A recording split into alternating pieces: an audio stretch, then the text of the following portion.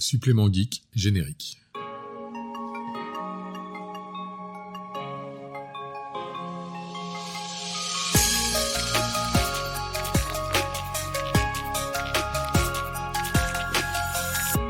L'héritage, normalement, ça commence par un notaire, un dossier un peu épais et quelqu'un qui demande « Mais c'est qui déjà, Tante Monique ?» Aujourd'hui, pas de notaire, pas de Tante Monique, juste des comics, des héros, des vilains et un univers construit avec de jolies petites méninges, case après case. Dans Supplément Geek, je reçois quelqu'un qui a décidé de créer son propre héritage, littéralement. J'accueille Mathieu Tellet. Bonjour Mathieu, comment ça va ? Bonjour, écoute, très bien, merci beaucoup de me recevoir. Écoute, je suis très content de t'avoir ici, parce que je suis ton travail depuis maintenant quelques années. Oui. Et donc ça me fait vraiment plaisir de t'avoir ici, de pouvoir parler d'une passion qu'on a en commun, les comics, les petites cases.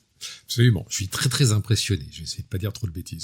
Oh, on peut dire des bêtises ici, vraiment pas de problème. Bon, ça va alors. Même dire des gros mots si on a envie. Si on enlève le notaire et Tante Monique, comment toi tu te présenterais à quelqu'un qui te connaît pas ? Déjà, maintenant, ça me donne envie de mettre un notaire et Tante Monique dans le prochain épisode. Mais je me présenterais comme un tout jeune scénariste qui se fait plaisir et qui essaye de raconter des histoires qui, moi, me plaisent. Et puis, j'ai la chance que ça plaise à d'autres personnes. Ouais, auteur du coup. Auteur. Initiateur d'un projet. Oui, c'est vrai. Oui. C'est vrai que je réfléchis pas trop à comment je me définis, mais oui, c'est un peu ça.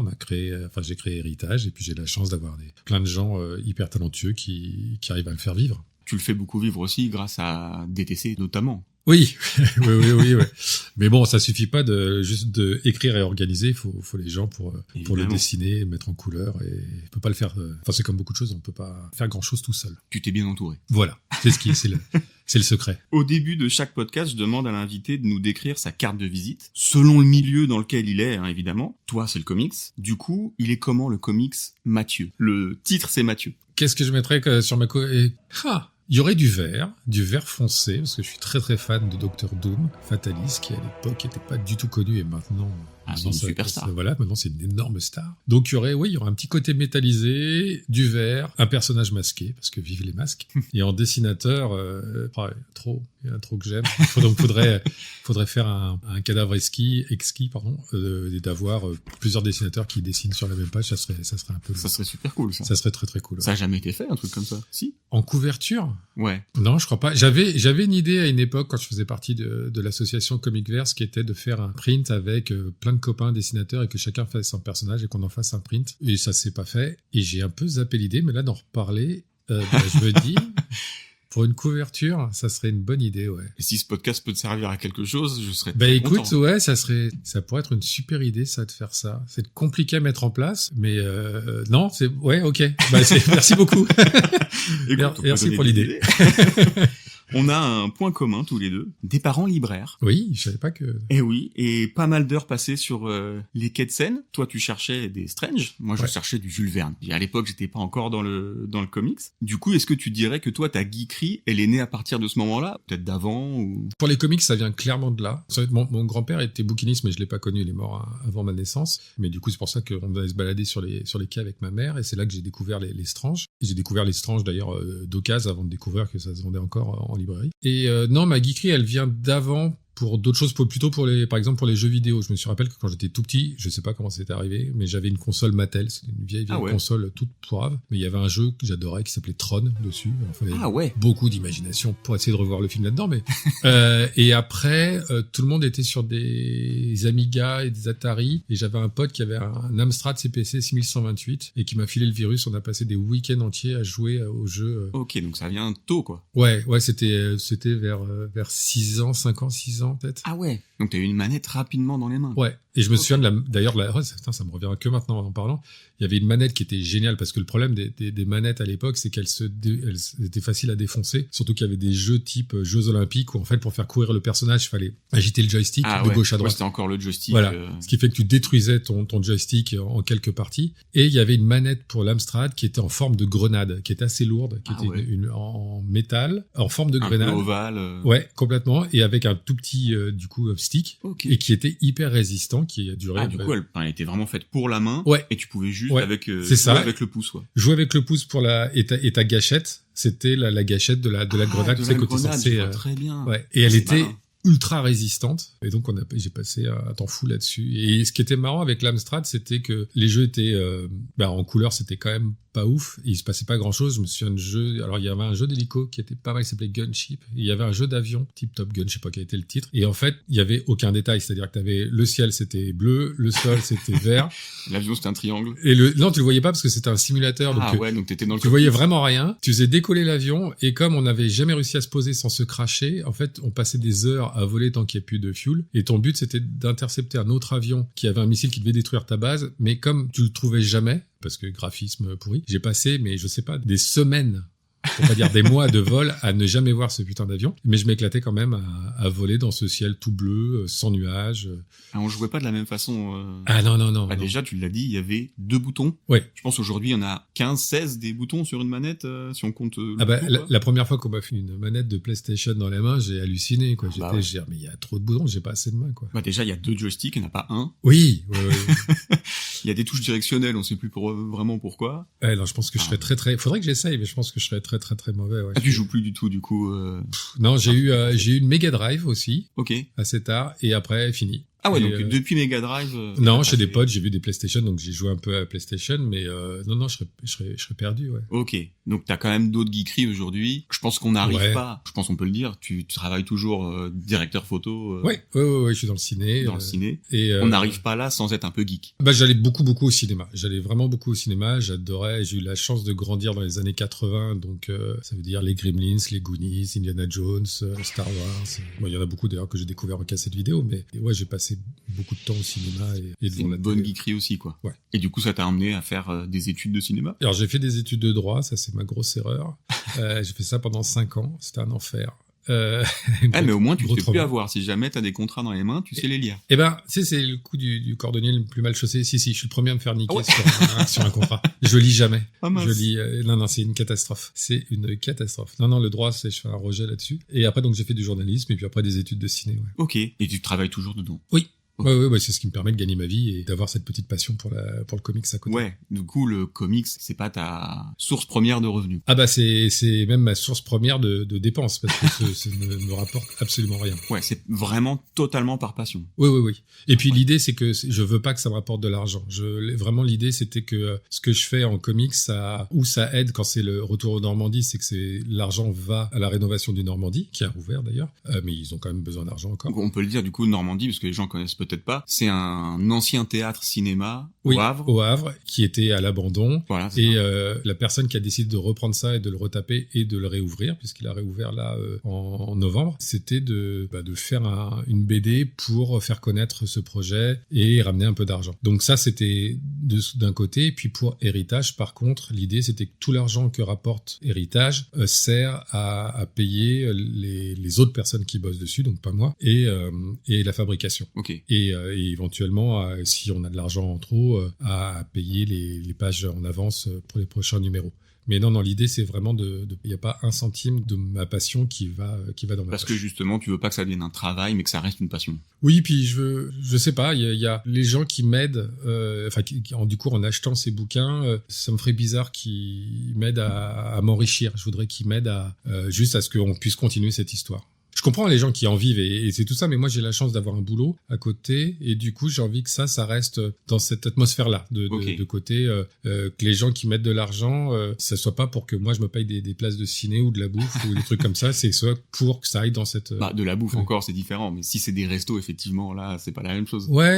Ouais, mais même, je sais pas, j'ai ce truc-là, je mets de l'argent de ma poche pour mon projet comics. Voilà, si les gens mettent de l'argent, c'est pour le comics, c'est pas pour ce que je fais à côté. Après, je respecte totalement ceux qui, c'est leur gagne-pain et tout ça, mais je sais pas, je sépare bien les deux. Ouais, moi je peux comprendre complètement, parce que j'ai un peu la même chose que toi. Je fais de la photo, on en a parlé un petit peu hors micro. J'ai vu, ouais, c'est super, vraiment top. Merci beaucoup. Et c'est vrai que je veux pas en faire mon métier, mais parce que moi c'est plutôt le côté, je veux pas que ça devienne un travail, de peur que ça ne soit plus une passion justement. Ah oui, tu vois, que ça m'enlève quelque chose. Ouais. Pour moi, c'est tellement onirique la photo. Mhm. Même si ça peut montrer des choses dures, hein, mais c'est un truc qui me passionne vraiment. Et le fait que ça devienne une obligation, Ouais, je comprends. ça me ferait un peu de mal, je pense. Ouais. Et j'ai pas envie de m'en éloigner. J'ai un peu ça avec sur le comics où je me mets pas de deadline. Enfin, il y a quand même des choses à faire, mais je pense que si je devais écrire un bouquin tous les mois, peut-être que je perdrais un peu de ce que tu dis, de passion ou. Enfin, en tout cas, c'est pas ce que je recherche. Il y a pas mal de gens qui m'ont dit ouais, pourquoi tu t'essayes pas de bosser pour des éditeurs et tout ça. Et je fais, en fait, ça m'intéresse pas spécialement. Ouais, bah oui, mais je comprends. On partage ce truc-là. Mm. On peut dire que t'as grandi et évolué dans un milieu créatif, entre les libraires et le cinéma, les consoles, ou ce genre de choses. Ouais.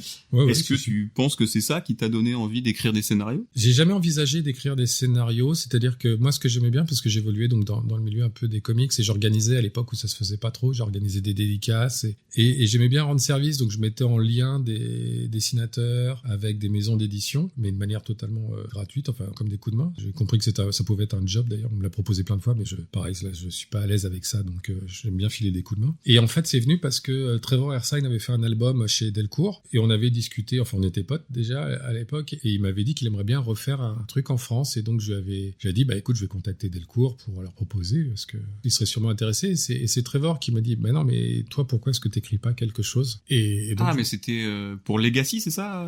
Ça c'est après. Même pas, c'est pour un truc qui est jamais sorti, j'ai toujours le scénario quelque part. Ça s'appelle Jiangxi. C'est sur des zombies japonais.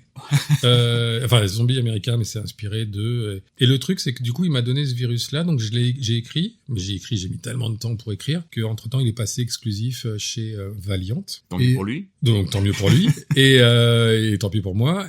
Mais ça m'a quand même donné. Du coup, j'ai écrit d'autres choses et puis j'ai commencé à chercher un dessinateur pour un autre projet. Je connaissais pas, donc j'avais demandé à Salvador Larroca, avec qui j'étais devenu pote. Il m'avait proposé un copain à lui, donc on a commencé à bosser sur un projet qui est toujours en train de se faire. J'ai vu les pages, elles sont sublimes, mais je sais pas quand est-ce que ça va se faire. Et voilà, de fil en aiguille, je me suis mis à écrire des petites histoires. Et ensuite, effectivement, il y a eu Legacist et c'est mon ami David de Comicverse qui devait faire une anthologie. Il doit toujours faire une anthologie pour le Comicverse et qui m'a demandé d'écrire une petite histoire qui devait faire 10 pages sur un thème précis et sur le super-héros. Et il fallait que ce soit du super-héros. J'avais jamais écrit sur du super-héros parce que autant j'en lisais beaucoup, autant je me sentais pas d'en écrire parce que je me disais bah tout a déjà été fait en très très bien et donc le fait d'avoir ces contraintes là, bah j'ai écrit une petite histoire donc sur ce thème là d'héritage, de legacy, et l'anthologie ne se faisant pas parce que bah le problème des anthologies c'est qu'il y a beaucoup de gens qui bossent dessus et donc on est un peu obligé d'attendre les derniers, donc ça finira par sortir mais je sais pas quand. Et c'est toujours pas sorti. Non, parce qu'on en parlait déjà ensemble. Ouais. Non, c'est terrible. Si tu bosses avec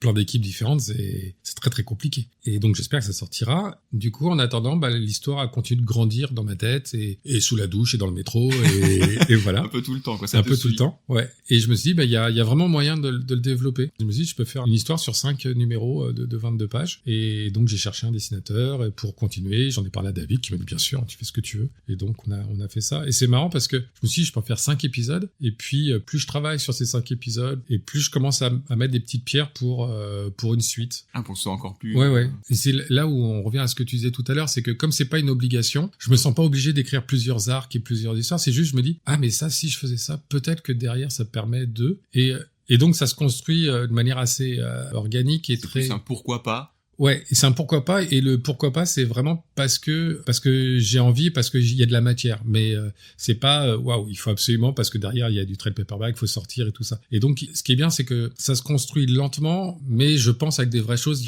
y a pas de... Ça se construit surtout comme toi tu l'as envie, quoi. Oui, en plus, sans et c'est sans contrainte et sans obligation, donc c'est vraiment parce qu'il y a matière à histoire, donc il y a pas... Après, l'histoire est bien ou pas bien, ça c'est chacun peut en penser ce qu'il veut, mais il y aura pas de ventre mou, de trucs genre ah il a écrit parce qu'il fallait remplir. Oui, voilà, c'est ça. Là, tu fais dans le temps imparti que toi tu t'es imposé, si tu t'es imposé ou pas. Du coup. Non, même pas. Il y a des jours où j'écris, il y a des jours où il y a des semaines où j'écris rien du tout. Ouais, et puis de toute façon, comme tu le disais, t'as encore ton boulot, donc ça prend aussi du temps de travailler. Donc tu peux pas forcément écrire quand tu veux. Non, alors c'est vrai, mais le gros avantage que j'ai par rapport à un dessinateur, c'est que tes idées, elles viennent un peu quand elles veulent et tu peux écrire un peu quand tu veux. Tu peux noter ça sur ton téléphone, sur un calepin, quand t'es dans le métro. Ça a tout changé, notes sur le téléphone. Ouais.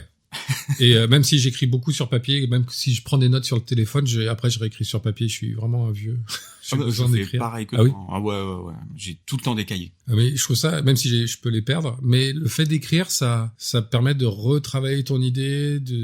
Même il y a un truc que je fais qui est un peu vicieux, c'est que ça m'arrive d'avoir des idées dans la nuit. Et avant, je les écrivais. Et maintenant, je les écris plus. Et même pas dans la nuit ou dans la journée. Il y a parfois, je les écris pas en me disant, je vais voir si elles restent ou pas. Si je m'en rappelle demain, c'est que c'était pas forcément une mauvaise idée. C'est marrant, on fait vraiment beaucoup de choses de la même manière. Ah, c'est cool. Ouais. Bon, ça veut dire que je fais les choses bien, alors. Photos. Ouais. Je les note pas et je me dis si elles reviennent dans quelques temps, là je vais peut-être me dire c'est intéressant, faut que je la note. Mmh. Et j'en ai plein dans mon téléphone justement des idées ou tu vois parce que je peins, je dessine aussi. Génial. Et faudra que tu me montres. Tout ça je le note si jamais c'est revenu. Mais je me demande si alors c'est notre méthode, mais est-ce que on passe pas à côté de super idées?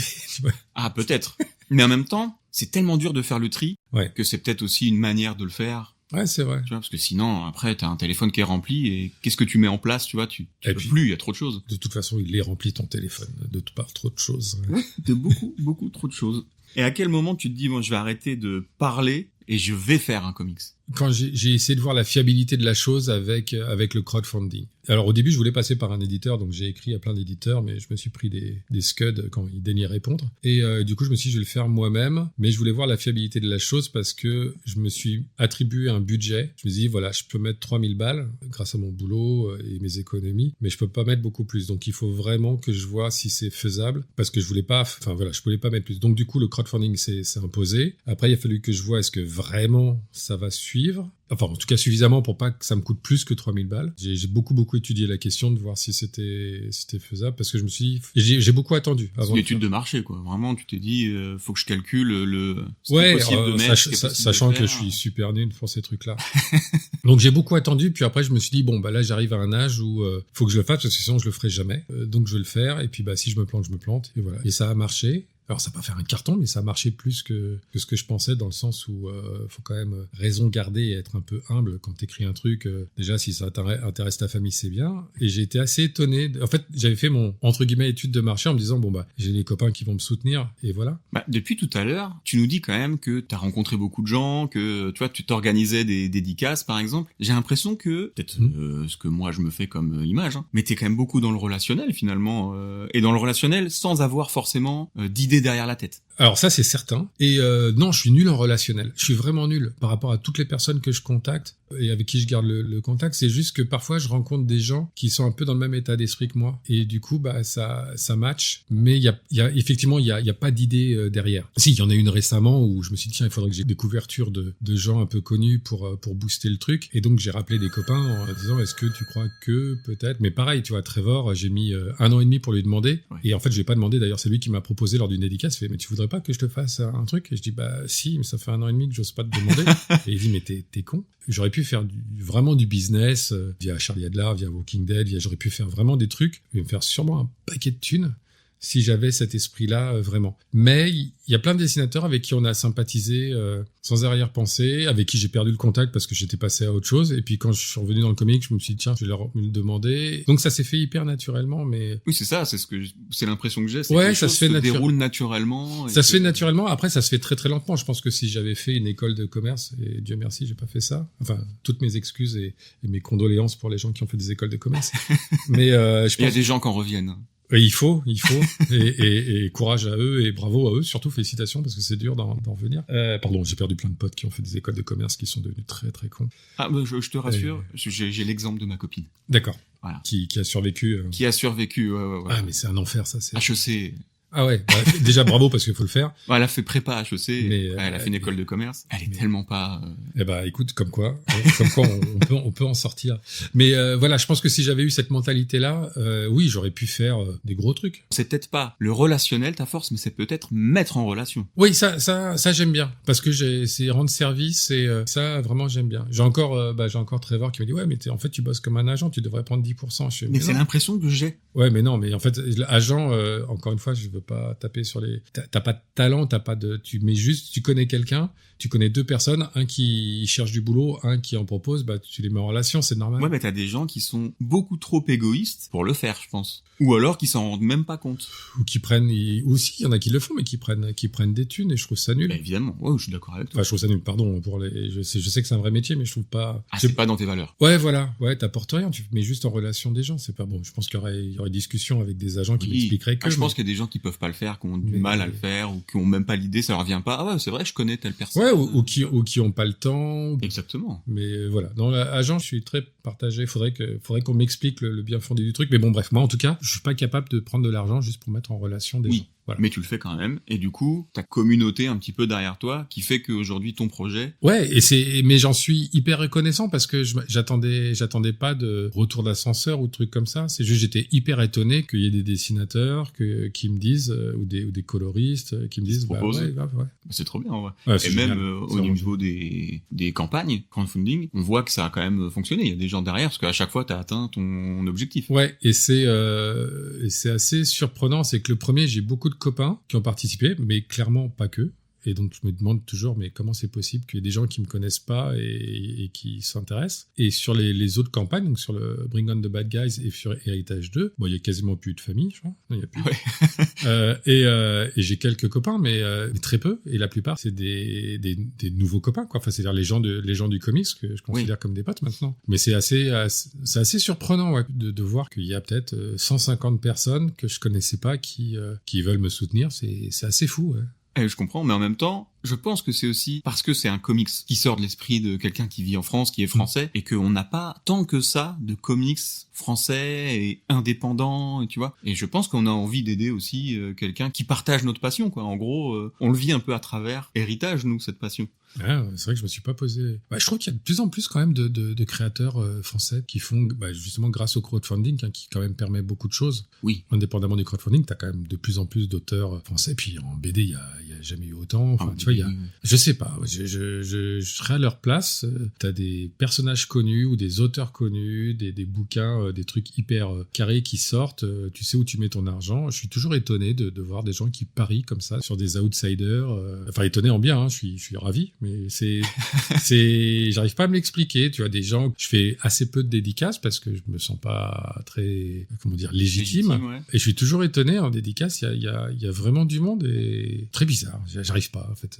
Parce que quand t'écris ton comics, en fait, tu l'écris pour toi. Oui. Et tu t'attends pas forcément. Alors, t'espères que ça va plaire à d'autres personnes, mais tu t'attends pas à ce que forcément ça plaise, quoi. Et justement, le fait d'écrire des scénarios, est-ce que ça a changé ta manière de lire des comics maintenant que t'écris un petit peu plus? Non, j'ai toujours lu les comics de la même façon. T'analyses pas forcément la façon dont la personne a écrit son scénario? Non, parce que quand c'est bien écrit, de toute façon, je rentre dans l'histoire. Non, ce que j'ai toujours analysé, ou ce que j'ai analysé plus, mais ça tient plus au cinéma, c'est plutôt les dessins, le découpage, et la façon dont c'est... Je peux passer beaucoup de temps sur des pages à les pas les analyser, mais plutôt à les admirer. J'adore alors ça fait partie du scénario, mais j'adore les pages où il y a écrit assez peu de choses, mais où tu comprends tout. Oui, l'histoire se déroule via l'image. Ouais. C'est pas parce qu'il y a 3 lignes de dialogue que je vais lire en 5 secondes la page. Et du coup, toi, quand t'écris, ce genre de choses, tu les notes quelque part pour ton dessinateur? Oui. Je fais un découpage très précis. C'est vrai, ouais. Je fais un découpage très très précis, le nombre de cases, qu'est-ce qu'il y a dans la case, quelle valeur de cadre, où on positionne la caméra, etc. Après, ce que je dis, c'est à Marvin ou avant à Natalio, c'est voilà, si vous avez une meilleure idée ou si vous avez une autre chose, on partage. Donc il y a des fois où Marvin a changé des choses. Parfois c'était bien mieux. Parfois je disais c'est super, mais par rapport à ce qui se passe derrière, je peux pas faire ça. Mais j'aime bien imaginer la case et puis après effectivement ils vont faire des choses de toute façon mieux que ce que j'avais imaginé. Mais donc du coup, ça veut dire que ton boulot impacte directement ton travail, parce que toi tu imagines d'abord la caméra, l'emplacement ou... Oui, mais comme beaucoup de gens quand ils lisent un livre, quand tu lis un livre, t'as des images qui viennent en tête, donc c'est un peu la même chose. Bien sûr. Ouais. Là où ça impacte, moi, c'est que j'ai tendance à mettre très peu de dialogue. Je me suis forcé sur le Normandie, sur Retour en Normandie, parce que déjà il y a beaucoup d'infos à faire passer, historiques. Oui. Et puis comme c'est un format franco-belge, les gens ont plus l'habitude qu'il y ait du texte, donc j'ai tendance à en mettre un peu plus, et encore pas tant que ça. C'est un peu éducatif et ludique, donc forcément. Mais par exemple sur le 2, il y en a un peu moins. Mais c'est vrai qu'en comics, j'ai tendance, quand j'écris des dialogues, j'ai tendance ensuite ensuite à voir, une fois qu'ils sont écrits, à voir qu'est-ce que je peux enlever, ce qui est vraiment superflu. Donc ce qui fait qu'il y a très peu de texte. C'est juste parce que j'ai du mal, si l'idée passe par l'image, je trouve ça chiant quand c'est redondant et que t'as du coup le texte, enfin les dialogues qui viennent rajouter. Pour moi, il faut que les dialogues viennent rajouter ou qui viennent en contrepoint. Mais ouais, voilà. Mais il faut pas que ça redise ce que tu vois déjà. Oui. Ce qui est un peu dans ce que t'as dans les téléfilms ou certaines séries ou certains trucs à la télé où le personnage te dit quelque chose et l'image le voit. Le truc de Matt Damon qui explique Netflix. Ah oui, bah c'est exact. Oui, c'est exactement ça. Les gens savent peut-être pas, mais en gros, ce qu'il explique, c'est que c'est dans le contrat Netflix, quand on fait une série ou un film, faut dire 3 fois l'action qui est en train de se produire ou qui s'est produite. Oui, c'est pas étonnant, mais c'est comme quand tu découvres un truc dans un film, à la fin du film, que c'était lui le méchant ou je sais pas quoi, à chaque fois t'as une séquence de flashback. Ouais, mais c'est de plus en plus, parce qu'avant on n'avait pas forcément ça. Tant t'avais moins parce qu'on partait du principe que si les gens avaient pas compris, c'est pas grave, ils avaient qu'à le revoir le film. Alors que là, on se dit, mais s'il a pas compris, du coup, on va avoir une mauvaise notation, on va avoir un mauvais machin. Et là, justement, ce qu'il expliquait, notre ami Matt Damon, qu'on salue, parce qu'il nous écoute, c'est sûr. Évidemment. Hi Matt. C'était que Netflix demande ça pour une bonne raison, c'est que ils savent que quand les gens regardent une série ou un film, ils sont sur leur téléphone portable. Et donc, pour les raccrocher et qu'ils comprennent quand même l'histoire, il faut la raconter. Vraiment, il faut que les personnages racontent ce qui vient de se passer. Il y a toujours eu des trucs dans les cahiers des charges des différentes chaînes ou des différents networks, des trucs aberrants. À l'époque où on avait des écrans, alors c'est resté même avec les écrans plats alors qu'il n'y a plus de raison, mais quand tu avais des tubes cathodiques, donc t'avais une espèce de vitre devant ta télé, ça faisait que quand l'écran était noir ou très sombre, en fait, tu te voyais. Ça faisait une sorte de miroir. Et donc, par exemple, dans les principales chaînes, donc TF1, M6 et tout ça, dans le cahier des charges, ton film ne devait pas avoir de nuit trop noire, parce que sinon, ça faisait miroir, les gens se voyaient, donc ils voyaient aussi leur cuisine et ça les sortait du programme. Et ce qui fait que t'avais les films qui étaient faits ou les séries faites pour la télé, t'avais jamais de nuit vraiment noire, jusqu'à pas si longtemps, et que même les films de cinéma, quand ils passaient à la télé, ils rééclaircissaient les nuits pour pas que... Donc c'est pour ça que l'image était souvent dégueulasse. Okay. C'est pas que l'équipe technique du film était nulle, c'est juste qu'il y a un cahier des charges. Ok. Je mettrai un petit jingle Patrick Beau Time. Patrick Beau Time. Parce que là, c'est vrai que moi, je savais pas du tout. Tu m'apprends quelque chose. Si, il y avait plein de trucs. J'avais bossé sur une mini-série pour M6 qui s'appelait... Je me rappelle plus du titre. Mais en gros, c'était un espèce d'Harry Potter à la française. Et il y a un moment où c'est avec des gamins, il y a un gamin qui va se faire torturer parce qu'il a été kidnappé par le grand méchant et le grand méchant, pour le torturer, enfin lui faire peur, va prendre une seringue avec de l'air pour lui injecter dans les veines. Donc ce qui est fatal. Avec létal, ouais. Et donc ça c'était possible. Mais par contre, le gamin, pendant que le méchant va chercher la seringue, le gamin qui est sur une chaise n'est pas attaché. Et moi, je me souviens d'être allé voir le prod et il dit, mais pardon, je comprends pas, c'est pas ma place, mais en fait, pourquoi il se casse pas le gamin? C'est débile qu'il reste, tu vois, pourquoi il est pas attaché? Et il me disait, on peut pas, en fait, c'est dans le cahier des charges d'M6, on n'a pas le droit d'attacher un gamin. Donc t'as le droit de lui injecter de l'air et de le tuer. Par contre, sûrement pas ça pouvait pas être un couteau ou un flingue. Mais donc tu n'as pas le droit de l'attacher. Je dis, mais c'est complètement débile. Mais bref, il y a un certain nombre de trucs qui restent. Je suis sûr que cette histoire d'attacher un gamin des contraintes est toujours dans le cahier des charges d'M6. C'est incroyable. Alors là, pour le coup... Ouais, non, il y a des trucs vraiment, vraiment débiles. Voilà. Je ne sais plus pourquoi on parle de ça. On a complètement on a dévié un petit peu, parce qu'on parlait de ton boulot, de l'impact que ça a sur le fait, comment tu écris. Ouais. Le point de départ, c'est quoi? C'est un thème, c'est un personnage, ou c'est quoi? Comment tu déroules le fil de tes scénarios? J'ai souvent une idée pour une fin ou un début, et souvent les deux, et parfois les deux. Et après, là où je passe du temps, c'est comment je vais de l'un à l'autre. Mais je vais souvent avoir une scène ou un personnage ou une situation où je me dis, tiens, ça c'est cool, ça n'a pas été fait, et ça peut être intéressant. Et comment est-ce que j'arriverai jusque-là? Parfois, ça se déroule alors lentement, le processus. Et puis parfois, je trouve rien et cette idée, j'arrive pas à la développer. Ok. Mais donc il y a des trucs, parfois, t'as le début, la fin, mais qui va pas parce que tu sais pas comment. Ouais. Mais comme j'ai pas d'impératif, c'est pas grave. Ouais. Mais des idées, j'en ai plein, mais ça peut être en regardant, en lisant un bouquin ou un magazine. Il y a un moment, je faisais beaucoup ça, je lisais beaucoup de revues scientifiques sur des trucs qui venaient d'être découverts. Je disais, tiens, et si on faisait dévier ce truc-là et qu'on partait de ce postulat et on l'emmenait ailleurs? Je suis assez fan, je suis très fan. Ça fait longtemps que j'ai pas lu, mais j'en ai beaucoup lu Asimov. Ah ouais, oui. Ouais, je viens de lire Fondation. Ah, là, t'es parti dans un monde... Ah ouais, c'est dur, en vrai, hein, Le début, c'est pas facile d'accrocher, et après, c'est... En fait, moi, je me suis justement attaché au personnage du tout début, Puis finalement, après, on part dans des années plus tard. Ouais. Tu sautes, Ouais. C'est pas facile à accrocher parce qu'au début, c'était pas hebdomadaire, mais ça devait être mensuel. Enfin, c'était des petites histoires, donc c'était normal. Mais quand il les a rassemblés, bah ouais, tu sautes une génération presque toutes les 20 pages ou 30 pages. Ouais, bah c'est ça, ouais. C'est pas simple. Mais après, c'est génial. Moi, je me souviens d'avoir eu le déclic autour de la page 70 ou 75 et je dire, waouh, mais ce que je suis en train de lire, c'est fou. Ouais, c'est quand même fou. C'est très politique, mais c'est très bien écrit. C'est hyper bien écrit. C'est marrant parce qu'Asimov a été beaucoup critiqué par ses pairs en disant qu'il avait pas de style. Ah ouais. Et en fait, non, il fait quelque chose il vulgarise vachement, c'est très accessible, mais c'est un super écrivain, Asimov, c'est un super écrivain. Oui, je confirme. Alors après, moi, j'ai eu du mal quand même à rentrer dedans, justement, à cause de ça. Je me suis trop attaché aux personnes du début. Et après, ils étaient plus là. Alors, t'inquiète pas, il a écrit des bouquins qui se passent avant pour relier ces deux cycles, et donc tu retrouveras certains des personnages. Ok, cool. Mais oui, mais ce genre Sans spoiler. Ouais, c'est ça. Mais ce genre d'auteur, c'est quand même... c'est génial. Asimov, c'est un peu... Tu parlais de Jules Verne tout à l'heure. Moi, Asimov, j'ai un peu l'impression que c'est le nouveau Jules Verne. Et parce que les deux ont été très précurseurs. C'est-à-dire que Jules Verne, il t'a décrit un sous-marin nucléaire avant même que ça existe. C'est incroyable, ça. Il était visionnaire, quoi. Et Asimov, c'est pareil, il t'a décrit les robots avant que ça existe. Mais même la télé. La télé, la 3D. C'est fou. Il y a une nouvelle où il décrit une explosion nucléaire et ce qu'il y a c'est une nouvelle qui s'appelle Le Feu de l'Enfer, qui est sur 2 pages, où il te décrit un champignon nucléaire avant même qu'il y ait eu le premier test. Ah ouais. C'est fort. Et puis comme il a vécu longtemps et qu'il a commencé à écrire très tôt, oui, il a pu voir des choses qu'il avait imaginées. C'est incroyable. Le pouvoir de l'imagination, c'est des gens comme ça, tu te dis, c'est fou, quoi. Et je trouve ça génial de lire des mecs comme Verne ou Asimov, c'est que t'as l'impression on sait qu'on sera pas là dans 50, 60, 70 ans, enfin, ça dépend qui nous écoute, mais on a une espérance de vie qui est pas si ouf que ça.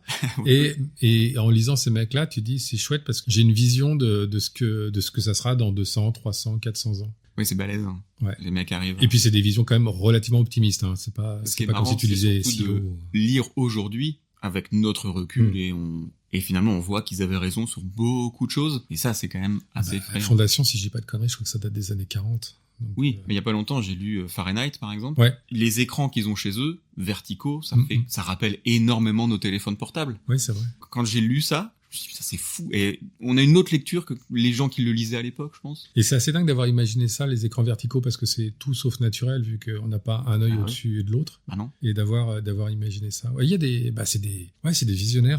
Moi, c'est pour ça que j'adore la littérature de science-fiction, qui est quand même mieux reconnue maintenant, mais qui avant était assez méprisée. Décriée, mais et tu te dis, en fait, c'est balèze. Et quand c'est écrit par des scientifiques, parce qu'Asimov était un scientifique, tu te dis, c'est juste fabuleux, quoi. Oui. C'est fabuleux. Bah, c'est peut-être pour ça que ça fonctionne, son univers, et qu'il avait peut-être pas tort, parce qu'il avait un background qui était bon, quoi. Je pense que c'est, effectivement, il s'appuie sur des... Asimov disait dans les années 80 que le plus grand fléau, parce qu'on lui demandait quel serait le plus grand fléau du 21e siècle, enfin, en tout cas du futur, et il disait que, tu sais ce que ça va être la maladie, la sécheresse, machin, il disait non, c'est la surpopulation. Ah ouais, bah voilà. Et il a raison.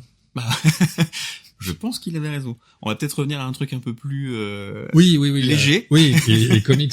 Et comics. Mais c'est bien, moi j'adore quand on digresse comme ça. C'est pas digresser, c'est horrible. Heureusement, quand j'écris, je fais pas de digression. Mais c'est vrai, en parlant, c'est... Ah, mais le but du podcast... Bon, ça va, je suis dans les clous, alors. Ouais, complètement. Je suis dans les clous en n'étant pas dans les clous, c'est parfait. Comment tu pitcherais Héritage, justement, à quelqu'un qui connaît pas? Oh la vache. Le pitch de base, c'est que c'est une petite fille, Sophia, qu'on va suivre, qui va grandir, et qui, à la base, pense que son papa est le super-héros du coin, The Shield, parce qu'il disparaît de sa vie régulièrement et qu'elle est complètement fan. Et on va apprendre dès le premier numéro ce qu'il en est vraiment, et en fait, comment elle va grandir, et comment elle va elle-même devenir une super-héroïne. Je suis nul en pitch. Et, c'est quoi les grands thèmes abordés, du coup? C'est la famille? C'est vraiment la relation père-fille, et c'est assez marrant, c'est que le personnage de Sophia, finalement, c'est un peu moi, on va dire, mais que j'ai fait en personnage féminin parce que je suis pas assez mégalo pour écrire sur moi, puis que je trouve que ça manque de personnages féminins forts, mais il y en a de plus en plus, mais il y en a pas encore assez, et je sais pas, j'essaie c'est un peu le gamin qui a grandi dans les années 80. On m'a fait beaucoup de comparaisons avec Invincible, mais c'est vrai que le début peut faire penser à ce thème-là, parce que entre Mark Grayson et son père, Ouais. Mais j'avais commencé à écrire en fait avant de lire Invincible. Et heureusement, même si le début peut te faire penser un peu à ça, après on part sur des choses très très différentes. Et puis je n'ai absolument pas le talent de Kirkman et ça serait hyper casse-gueule de vouloir faire pareil. Et donc c'est quand même très très très, heureusement c'est très différent. Mais c'est vrai que tu vois, par exemple, si j'avais pas eu ces thèmes de David de me dire écrit du super-héros, ouais, j'y serais pas allé parce qu'il y a enfin, Invincible, même si moi j'avais commencé à écrire ce truc-là avant de l'avoir lu. Ouais, enfin tu fais pas mieux qu'Invincible en super-héros moderne. On en parlait un peu tout à l'heure aussi, ouais. The Boys, Invincible. C'est vraiment ce qui redéfinit le super-héros. Invincible, ce que je trouve génial, c'est que ça, comme tu dis, ça le redéfinit et en étant un merveilleux hommage. Oui. Si t'as jamais lu de comics de super-héros des années 80, 70 et tout ça, je trouve que Invincible, c'est aussi une façon t'as l'impression de lire ces histoires-là. En fait, c'est avec un côté... De rentrer un petit peu plus dans leur quotidien. Et d'avoir un côté moderne, mais c'est hyper classique aussi, Invincible. Il y a un côté moderne, mais un côté hyper classique. The Boys, c'est clairement post années 80 et assez trash. Alors c'était Bush à l'époque qui était président. Je pensais vraiment à partir de là ils ont fait leur postulat de on va parler politique à travers les super-héros. Bon, aujourd'hui la série part plus sur du Trump, mais c'est tout à fait logique et ils le font bien. Mais pour moi The Boys c'est vraiment le successeur du Dark Knight de Frank Miller. C'est vraiment ça qui a lancé moi j'aurais plutôt dit Watchmen de Moore, mais je trouve qu'il y a un côté Watchmen à fond dans The Boys. Ouais. Ah ouais. Dans le côté désabusé, tout ça, ouais. C'est peut-être un mix des deux, finalement. Ça serait bien de demander à Moore ce qu'il en pense. Ah oui, oui. Si on pouvait. On va espérer qu'il écoute aussi, mais je suis pas certain, quoi. Et du coup, pourquoi ce titre, Héritage ? J'ai essayé de trouver un titre qui soit court, qui résume bien cette histoire de Legacy, qui devait être le titre de l'anthologie, qui puisse marcher en français et en anglais. Et c'était pas évident. Et puis c'est un peu comme les noms des personnages, c'est super dur de trouver un nom de BD qui soit pas déjà utilisé. Comme un nom de personnage, tout a été fait. Si alors, vive Google pour ça parce que tu tapes le truc et tu récupères tout de suite. Mais c'est incroyable. Enfin, tout a déjà été inventé. Et Héritage, le pire c'est que je crois que on m'a dit ça. Je crois qu'il y a eu un comics Héritage. Ah ouais. Alors il y a un éditeur qui s'appelle Héritage. Il y a un éditeur américain qui s'appelle Héritage. Je crois qu'il y a pas de comics Héritage. Par exemple, Shield, on m'a dit, mais il y a le Shield. Mais bon, c'est une organisation. Marvel, ouais. Et c'est une organisation, c'est pas le nom du perso. Oui. Et puis, de toute façon, ce perso disparaît assez vite. Et par contre, si, c'est pour Shield. On m'a dit que quelqu'un m'a fait la remarque qu'il y a un personnage qui s'appelle Shield, un vieux personnage des années, 50, 60. Ok. Pareil dans Marvel, DC, un truc... Non. Dans un petit éditeur indépendant. Ok. Mais le personnage ressemble pas, pas les mêmes pouvoirs, pas les mêmes trucs, mais bon, voilà. Mais en fait, c'est impossible de trouver un personnage. Si, le méchant d'Héritage s'appelle Crimson Crown. Le nom n'existe pas, mais c'est peut-être parce qu'il est imprononçable aussi. Peut-être une raison. Mais non, tout a été déjà fait. Et ces personnages, ils représentent quoi pour toi, justement que ce soit Crimson Crown, que ce soit Sophia, ou même le Shield. Le Shield en lui-même, le premier n'a pas... Il a été assez populaire, entre guillemets, parce que les gens ont vachement aimé, mais pour moi, c'était vraiment un personnage prétexte, c'est pas lui qui m'intéressait. Et c'est plus le méchant, mais comme dans pas mal de comics, ou même dans les films, c'est les méchants qui sont intéressants, qui font que le personnage... On retient les méchants plus, quoi. Et puis, est-ce que Batman serait aussi intéressant s'il avait pas ces méchants ? Est-ce que Spider-Man serait aussi intéressant ? Mais c'est des super persos, mais tu le vois bien dans les films, dans le film de Tim Burton, Batman, même si j'adore Michael Keaton et tout ça, en fait, les prétextes, ils servent pas à grand chose. Ah oui, bien sûr, tu veux découvrir les méchants, ce qu'ils vont faire, et comment Batman va les arrêter. Ouais. Et puis, ce qui est toujours intéressant, moi, je trouve, avec les méchants, déjà, tu peux aller beaucoup plus loin, tu peux faire plein de trucs que le super-héros n'a pas le droit de faire. Et puis, ce que je trouve... Ça dépend du super-héros. Si on parle de Punisher, par exemple. Ouais, mais tu vois, le Punisher, c'était pas du tout un super-héros. À la base, c'était un méchant, d'ailleurs, dans Spider-Man, je crois. C'était vraiment un méchant. Dans Spider-Man, sa première apparition. Et après, ils en ont fait un vilain. Mais comme Venom. Comme Deadpool aussi. Deadpool, Venom, c'était pas des super-héros. Après, comme ils sont devenus très populaires, on s'est dit, bon, allez, on va essayer d'attirer un peu le plus de chaland. Et voilà, mais à la base, c'était pas des... Mais comme les super vilains qui sont top, donc Fatalis, enfin Doom, puis Magneto, Magneto, ça a bien changé. Et Magneto, il a vachement changé. Il était très très noir et blanc, enfin très méchant. Et puis après, on s'est dit mais peut-être qu'il a son point de vue. C'était très manichéen. Voilà. Et suite à Doom. Et pareil pour Thanos. Thanos, ok, c'est un méchant et tout ça, mais tu dis ouais, mais il a, on peut comprendre sa logique. Bon, si tu regardes le film, tu dis plutôt que diviser par 2 le nombre de personnes, on en revient à la surpopulation. Pourquoi ne pas multiplier par 2 le nombre de ressources? Ça, c'est encore, Ah oui, c'est pas bête. mais Je pense qu'on n'est pas beaucoup à avoir pensé à ça. oh si, je pense. Ah Non. ouais. Mais du coup, tu te dis, les méchants, ce que je trouve bien, c'est que ils ont leur logique. C'est-à-dire que pour eux, ils font pas quelque chose. Ça n'existe plus vraiment des méchants qui sont méchants pour le plaisir d'être méchants. À part le Joker. À part le Joker, parce qu'il est taré. Ouais, voilà. Parce qu'il est complètement fou. Mais les autres, ils ont des motivations. Leur but ultime, il n'est pas si con que ça. C'est juste la façon de faire qui est aberrante. Oui, c'est ça. Mais c'est Ouais. pour ça qu'un de mes personnages préférés de Batman, c'est Mr. Freeze. Oui. Mais je l'adore, mais parce que lui, il a une vraie Mm. raison. En fait, je trouve qu'il ressemble beaucoup à Batman. Mais c'est un Batman qui a vrillé. Ouais. Vraiment, c'est deux personnages qui se ressemblent beaucoup plus que Joker et Batman. Ah oui. Oui, Joker oui, qui t'as est raison. totalement son opposé, Ouais. alors que Freezer, c'est pas son opposé, c'est juste Oui, la c'est même vrai. personne qui a un peu vrillé, quoi. Ouais, ouais. Et voilà, bon, j'adore ce Mais personnage. c'est ça qui est et- intéressant, effectivement, chez les méchants, c'est de se dire qu'il y a un petit truc qui a fait qu'ils sont passés du côté obscur, alors qu'ils auraient pu, et qui eux-mêmes ils vont éventuellement s'auto-persuader que ce qu'ils font, c'est bien. Et enfin voilà, moi j'aime bien ces personnages-là et je les trouve Ouais. vachement intéressants. Par exemple, je parlais de Batman, là, il y a 2 secondes. Il évolue à Gotham, Spider-Man à New York. Toi, il n'y a pas vraiment de lieu dans Héritage. Est-ce que c'était voulu ou est-ce qu'il y a un lieu et finalement juste on le connaît pas pour l'instant? Alors c'était voulu dans le sens où je voulais pas non plus embêter un dessinateur à refaire des choses. C'était trop tôt parce que je pense que quand t'as plein d'épisodes, tu peux commencer à mettre des monuments, mais quand c'est tes premiers épisodes, si je commence à mettre la Tour Eiffel, ça fait un peu genre Gotham. C'est vrai que c'est un personnage en soi. Oui, complètement. Moi, la ville, j'en ai pas fait un personnage, donc du coup, je voudrais pas que ça attire l'attention sur des choses qui sont pas encore le cœur de. Si je faisais une série vraiment au long cours, enfin qui dure longtemps, oui, je pense que je commencerais à inclure des choses.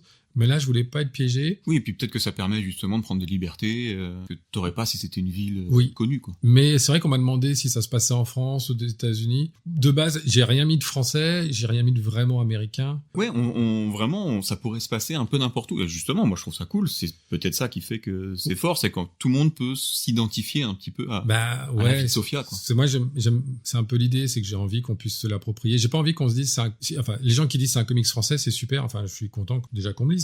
Mais je veux pas faire un truc franco-français, je veux pas faire un truc américano-américain. Je trouve qu'on est en plus alors là, je parlais un peu politique entre guillemets, mais à mon faible niveau, mais je trouve qu'on est dans une époque où on se replie de plus en plus, on a de plus en plus de communautés. Et je fais encore une aparté, hein, mais je digresse, mais je dis pas on est tous ensemble et youpi et bisounours, c'est tout ce que tu veux, mais voilà, j'ai pas envie de faire de clans et j'essaie de faire un truc qui soit le plus universel possible, parce que moi, quand je lisais des comics, effectivement, Spider-Man, ça se passe à New York, mais je me posais pas la question. Pour moi, Oui. c'était à Paris. Enfin, c'était ouais. là où je suis.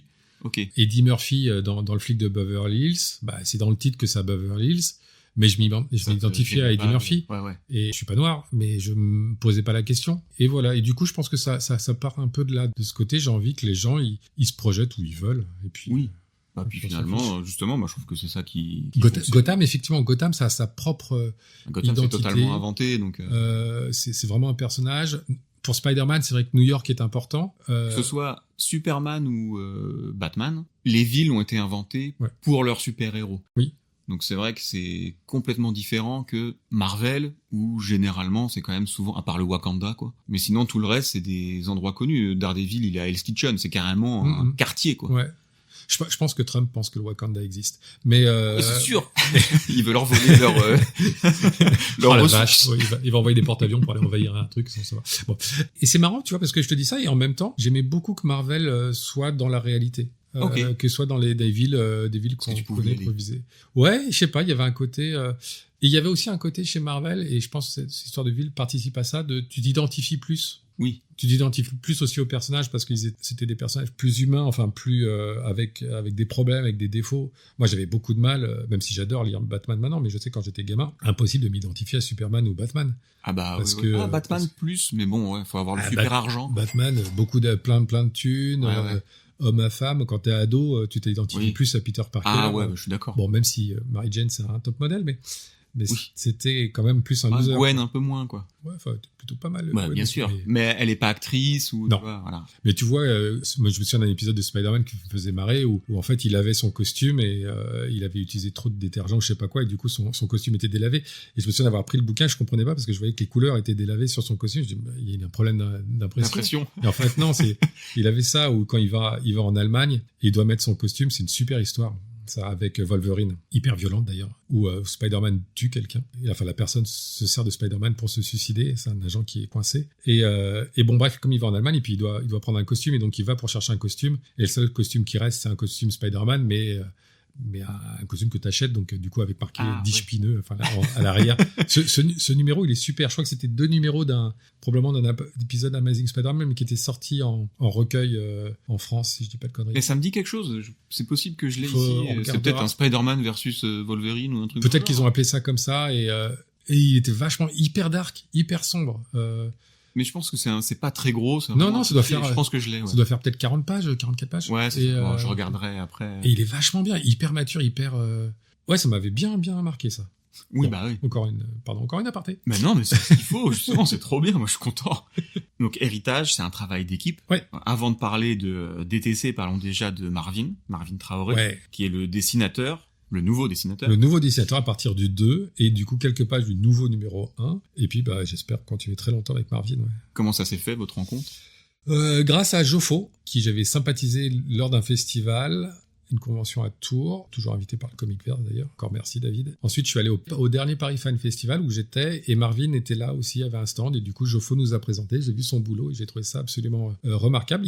Entre guillemets, il commence, mais il a un super style. C'est un dessinateur traditionnel, il fait ça il dessine et il encre sur papier. Sur papier. Ouais. Ah, c'est de plus en plus rare. Ouais. Donc après il scanne il nettoie les pages. Genre du coup c'est marrant parce que quand il entre guillemets nettoie les pages, ça veut dire d'enlever aussi les bleus, les marquages bleus. Parfois, ça pourrit un peu ça enlève un peu de certaines choses qu'il fait à l'ancrage. Donc, il faut le refaire en couleur, mais ça, c'est pas un problème. Et du coup, ouais, il a énormément de talent. Et le projet l'intéressait. Et donc, on est partis ensemble et je suis super content. J'ai eu la chance d'apercevoir. Et effectivement, le travail est super beau. Ouais, je trouve c'est encore mieux que le premier numéro, Natalio, avec tout le talent qu'il a. Là, on a plus de détails, ouais, il y a vraiment beaucoup plus de choses. C'est un vrai comics, quoi. C'est-à-dire que là, si on peut critiquer des choses sur Héritage, ça sera le scénario, parce que je trouve que la partie graphique elle est vraiment béton bien, et top. Que il y a ça absolument rien à envier à pas mal de productions comics. Je parle en termes graphiques. Graphique, ouais, visuel. Une fois le projet lancé, ça se passe comment entre vous pour faire évoluer une page, une scène jusqu'à la version finale? Je lui envoie un scénario avec un découpage donc très précis, et puis il me fait des sketchs, enfin un rough, qu'on modifie ensemble. Enfin, je lui dis ce que je pense de ça, et puis après il le dessine. Parfois il rajoute des détails, il en enlève. On réajuste à l'ancrage, et puis une fois ancré, normalement c'est bon. Il y a juste parfois des micro détails sur lesquels je veux insister, des ajustements, de rallonger certaines choses. Là, par exemple, j'avais une page, je crois que les manches des sabres n'étaient pas assez longs par rapport à une page pour être raccord, ou qu'un tatouage n'était pas assez visible. Ah, donc t'as quand même vraiment l'œil sur les détails. Le truc d'Héritage, c'est que, normalement c'est pareil, mais je vais pas en faire 200 des comics, et j'ai pas un truc à sortir tous les mois, donc je me dis autant se faire plaisir et d'améliorer tout. Alors après, à chaque fois, quand je dis à Marlene, est-ce que c'est possible, ça te dérange pas si on rajoute ça, mais il est super partant. Et du coup, ça fait des pages qui sont vraiment riches, et moi j'aime bien mettre des petits détails parce que j'aime bien passer du temps à lire les pages. Et puis, encore une fois, tu parlais dans les films ou de Netflix de rappeler les trucs. L'avantage d'un comic, c'est que tu peux revenir quelques pages en arrière et tu te dis, ah, mais ouais, c'est pour ça qu'il y a ça. Et moi, c'est ce que j'aime en tant que lecteur, c'est que j'aime bien me dire, ah, il se passe ça. Bah, attends, j'ai l'impression d'avoir déjà vu ce symbole-là, ou ce tag-là, ou ce sigle. Là, tu dis, ah, ben ouais, c'est vrai que ça apparaît sur un mur dans l'héritage. Tu peux mener ta petite enquête. Voilà, en fait, tu vois, ça rend le truc, plus fun. Est-ce qu'il y a un moment où Marvin il t'a surpris, genre où tu t'es dit waouh, ok, ça c'est vraiment fou, quoi. Ouais, c'est quasiment toutes les pages. Là, sur la page 21 là qu'il vient de faire, il y avait, je lui ai demandé des silhouettes de ninjas qui grimpent le long d'une façade. Donc ça, c'était nickel. Et celle d'après, c'était, ils arrivent là ils doivent arriver. Et les positions qu'il a fait pour les personnages, j'ai trouvé ça, je les trouve mortelles. Il a fait vraiment des positions qui sont hyper. Il maîtrise le corps des. Ouais, et qui m'ont fait penser un peu à ce que j'adore chez. On parlait d'Olivier Coipel, il y avait un côté, je lui dis, ah putain, ça, j'y avais pas pensé. Parfois, j'ai des idées très précises sur des positions, donc je peux lui envoyer des références de cases. Alors, je n'en envoyais jamais une seule, mais je peux lui envoyer plein de dessins différents de tiens, on pourrait faire ça, comme ça, comme ça, comme ça. Mais il apporte sa touche, et ouais, c'est chouette.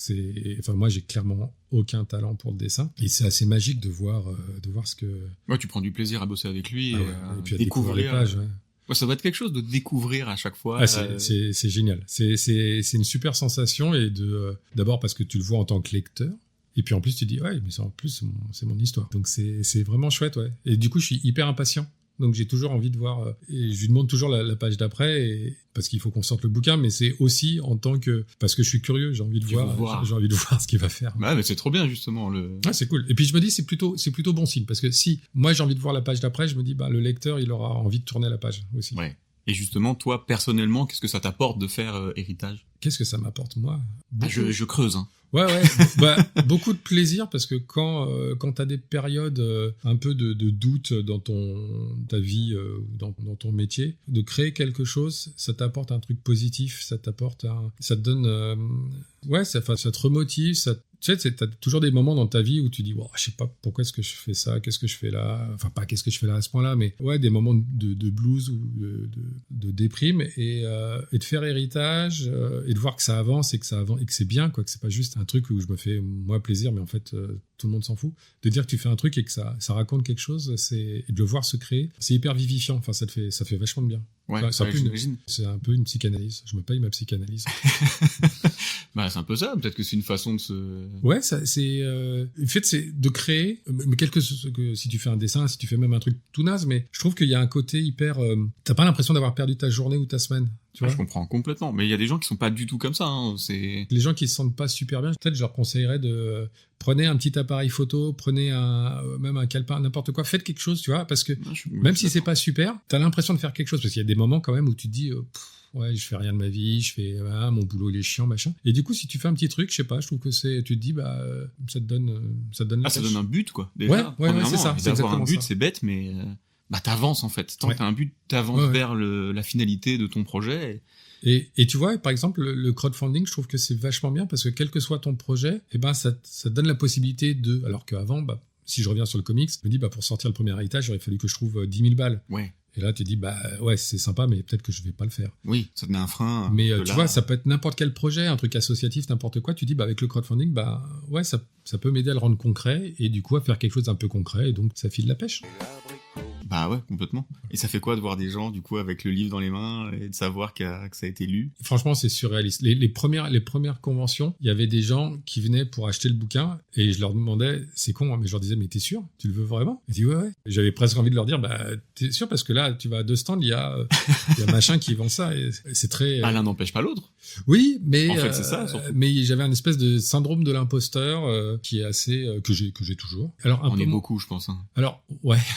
Alors, je l'ai peut-être un peu moins dans le sens où je suis pas tout seul sur le bouquin. Donc, je me dis, il y a quand même Joffo, il y a Marvin, il y a Rick Van Esland, voilà. Donc, ça limite un peu ma culpabilité. Ce qui est dingue, ce qui est cool, c'est quand les gens l'ont lu et qui reviennent et qui disent que c'est bien. Alors, c'est rare les gens qui vont venir te voir pour te dire que ce que t'as fait, c'est nul. Les gens qui viennent te voir, généralement, c'est pour dire que c'est bien. Mais, enfin, qui te parlent.